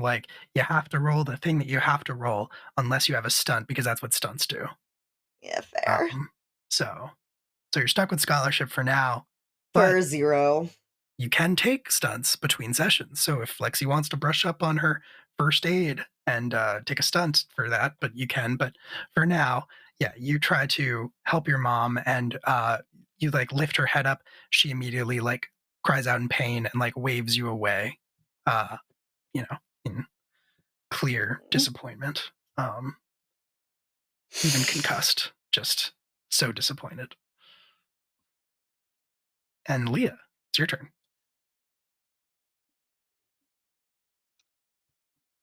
Yeah, okay. So just to visualize where this is right now. So we have Lexi is over with her mom next to the pillar, making sure she's okay. Ravenna wailed on this dude, so they're right in the middle of the veranda. Okay. And then the 2 twins are where right now? I'm holding him down. Okay. I imagine I'm crossing the threshold, and he just says, "I heard my name." Okay. I love it. Okay. So Leah is super freaked out about the fact that it looks like Dad. So as much as the wanting to make sure that the threat is neutralized, but there's also 2 of my siblings right on top of it. So and I'm not necessarily particularly good with it. I'm not terrible with this, but I'm not good at it. She's going to try and counter spell if there's a glamour or whatever making him look like dad. Ooh, all right. So I have a counter spell as one of my rotes. Yeah, hell yeah. So she's going to try and do that. Okay. So it's 4 shifts, which means I take 1 stress. And since I have been messing with what words we're going to use for this, I have some Greek words I'm going to pronounce really, really badly. So she's going to basically draw a hand with a pinching motion to it basically pull it off like it was a sheet of fabric. And it's going to cause a little bit of fog to condense around the creature and then pull back. Once again, I don't speak Greek, so sorry guys, this is only as good as listening to the how do I say? So it's omiki comes off because it's the word for fog. Okay. Or the word for fog when you go looking for Greek word for fog. Excuse me for anyone who actually speaks Greek. Yeah. Okay, So, and how many shifts is that? 4. Okay, very cool. I'm going to say that as you do that motion and you incite the word and you do the spell happens, you kind of pull it off, and the image of your dead father flickers and then kind of dissolves, and it leaves this kind of amorphous black shape, vaguely man-shaped, around the same size as the thing that attacked you, but it's just kind of featureless and just made out of this black inky solidity, and it has these 2 just bright yellow eyes, just lights basically. I don't know if this would still be this turn. Can I roll some lore? Or yes. tap an aspect and roll some lore? Because I'll say, roll some lore, but take a -1 because we'll call that a supplemental action. Okay. All right, cool. Thank you. Is that something the rest of us see too, or just you? No, you all see that. You all see that happen. I see that the thing I'm holding is not my father. Yes. Kind of takes the fun out of it, Stab. Okay, so -2. So minus. That's a 2. Okay. Okay. 2. Yeah. I'll say this is not a particularly complicated mystery that you're trying to figure out here. I'll give it to you. This is a fetch. This is a fey creature that takes the form of somebody's greatest fear and feeds off of it. Okay. I think you're muted, Jen. I'm not sure. No, nope, she just I was whispering under my breath. I said, which one of us was it?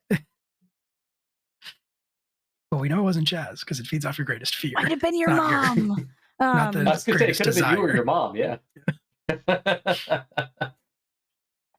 Also, Ravenna's out for the same reason. Okay. Yeah, but then it's not a fear so much as He did immediately roll in and just call Lexi a disappointment too, which is that was just a little low blow, That's a good point. He did do that, didn't he? Just looked her dead in the eye while she turns invisible, like you are incompetent. Dead in the eye. Dead in the eye.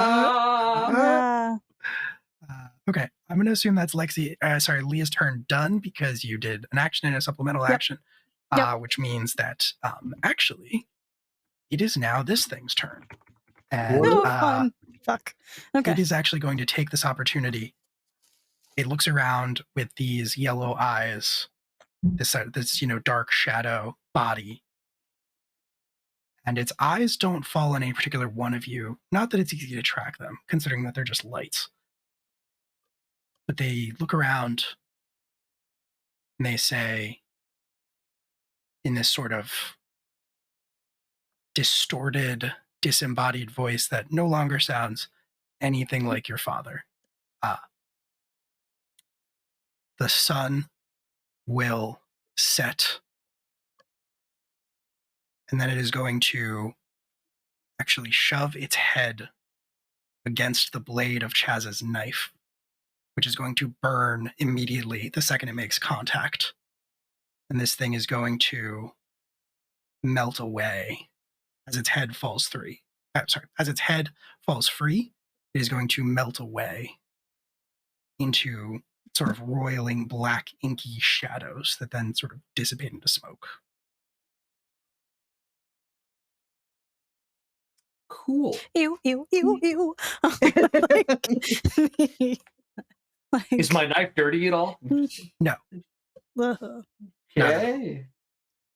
Would any of my siblings be better at like healing, first aid, etc.? Yeah, I was going to say, To I'm like immediately call going to them go over check to help my on mom, or Yeah. is that just something that like kind of is lacking in the Madigan clan? If anybody wants to do scholarship, that's what the like first aid medical care falls under. So up to you. Sounds Nope. like Not the like a Madigans family are of That's character. not scholarship. Madigans are about smashing things up, not putting things back together. Listen, to be fair, Dad. this could just mean that none of you like Melissa Vervain very much. I was going to check on Lexi. I don't really care about Miss Vervain, but I think our family's first aid has always been suck it up. Yeah, we got our Put some caregiving dirt in it, skills you'll be from dear old fine. dad. Rub some Yeah. dirt on it. Noctis like watches everything go down, is horrified, might recognize a fetch. I don't know with my fey nature, but is like horrified at it like kind of pressing itself against Chaz's blade, and then he goes, "You all did fine work, good team, go team." And he's like, "Who is hurt?" My mom. And except I think actually when she says that, it kind of rasped out because she did just like get held up by her neck. But Okay. And I think what I'll say at that point is that you hear a voice from the front door that says,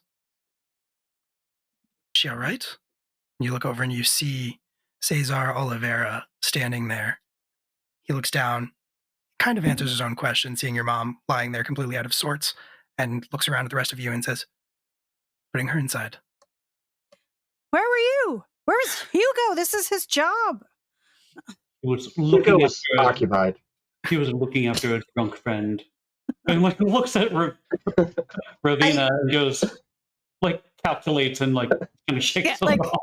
and Leah's not particularly mad at like Hugo right now. He's just the only one I know the name for, but it's like he's a warden, motherfuckers. Like this is What good There are are a you? lot of wardens here. They're just all drunk inside. Yeah. Whoops. there's a warden when you need one. That's right.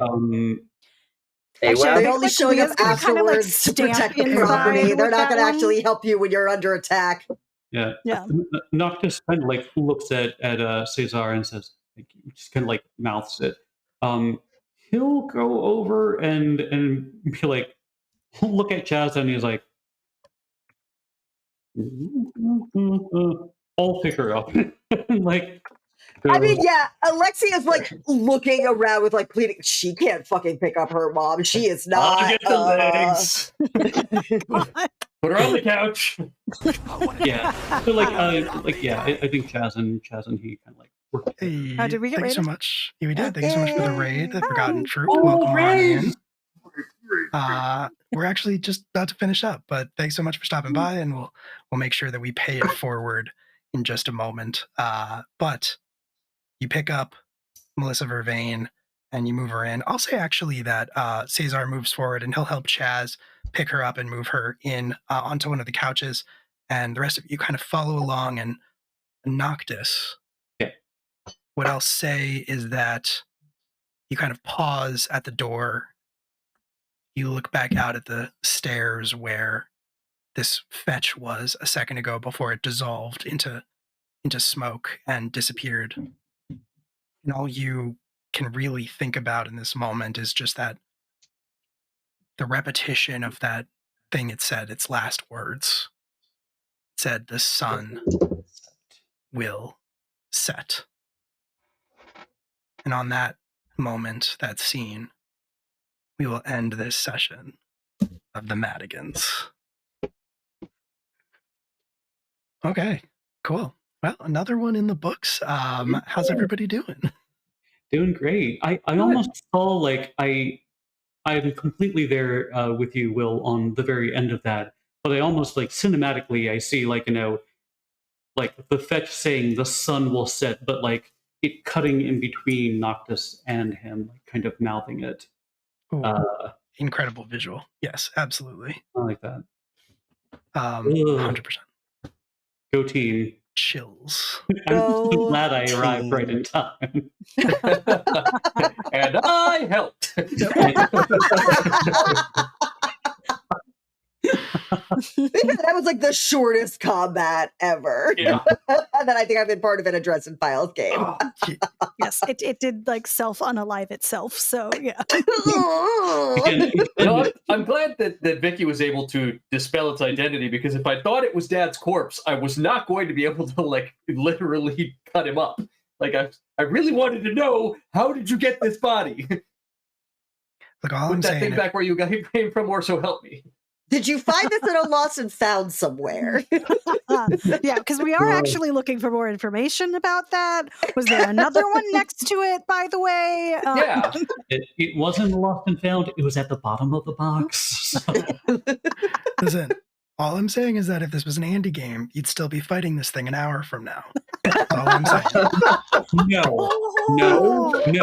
If this was our other game, Dad, we would be fighting it 9 hours from now. Yes, 100%. I'm sorry. We would have rolled initiative and had to end the session.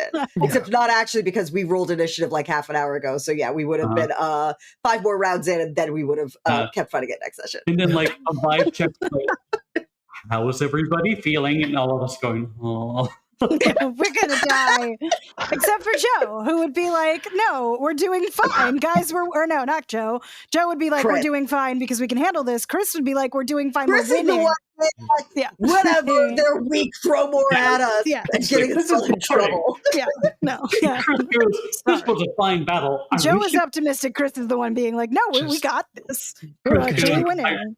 I wish You're taking Delusional some and notes. optimistic. Throw more at them. Yeah.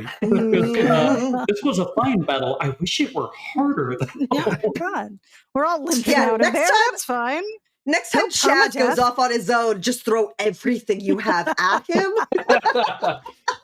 Listen, And then the same thing will happen. He'll scream out Noctis. We'll all show up, and I'll show up just as a battle. and if that's He's gonna not have what that scene. family is all about, I don't know what is. That's right. He's gonna have that scene from Ninja Turtles after he just walks in after killing like 20 people and just face first on the floor. Single jingle bell. Hell yeah. All right. Well, we still gotta do some favorites and once we get off stream, but we are going to go ahead and call it a night here for the Madigans. This was episode 2. We are going to be back in 2 weeks, 2 Sundays from now, playing episode 3. If you want to check that out, we got a lot of other stuff coming up as well, but I'll get into that in a moment. In the meantime, we'll go around and we'll all say goodbye. So in our normal order, Joe, got anything to plug? Tell the people about yourself. Hi, I'm Joe Gates. I do actory things and improv and Ren fairs and other things around the Philadelphia tricolor area. If you want to follow me, I am. You can follow me at the Comedy Show Gates, and that's on Instagram. It's also on the Facebook, the Book of Faces. I know that's slowly fading, but I'm also on there. If you want to follow any interesting things, it might just be promoting this particular show. But yeah, check it out. And I'm excited to see you guys again. Thank you for rating. We'll definitely tell them a little bit about like what we're doing here, the murder mystery at all. But that's me. Hell yes, absolutely. Liz? Yeah, hi, I'm Liz. You can find me on Twitter at Iron Echo Games. You can find me on itch at ironechogames.itch.io or some combination of that sort. Yeah, for just please, if you can, tune in Wednesday for Transhumanism, because I'm really pumped about the game and it's for a really good cause. It should be really great. So that's it for me. Fantastic. Rouge. Hello, I'm Rouge. You'll mostly be able to find me here streaming with Live from the Apocalypse. But I believe my socials are also in like the description for the channel under the Veil Breakers section. If you want to follow me on Twitch or Twitter or Instagram, and I will actually be moonlighting over on the Guild Superior Twitch channel next week on Monday for a 2-shot Call of Cthulhu game where we are all Twitch streamers who are solving a supernatural mystery in like various chat forums and our respective Twitch chats. So that'll be interesting, and you should tune in to catch that. Hell yeah. Victoria. I'm not plugging anything. Hi, I'm Victoria. I'm glad you tuned in. That's all I have for you. Have a wonderful week. We'll see you in 2 weeks if you really need to escape people on Easter. We'll be here for you. Yep. Because you know you need a side of your family drama with our family drama. Yeah. It's true. And Chris, just say goodnight. Thanks for watching. I want to go to bed. I'm so tired. Listen, I made the thing. We're going to use the thing. Big mood. All right, let me just get through this real quick. Hi, my name is Will. There's a social media handle on there. You can find me at @WillMScream on pretty much everything. Most of what I do is here at Live from the Apocalypse. I am one of the organizers and storytellers, and we do a lot of stuff. We have transhumanism coming up on Wednesday, like Liz mentioned. Definitely check that out, 8 p.m. Eastern Standard Time, and that's going to be fantastic.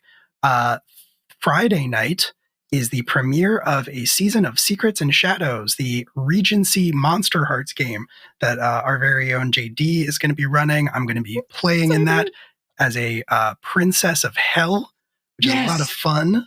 And I very much like this character. We've been doing like play-by-post for like the past 2 weeks for I this have game. been hearing so much on Twitter and everything about how feral all of y'all have been in that play-by-post. I cannot wait to see it in action. It's been a trip.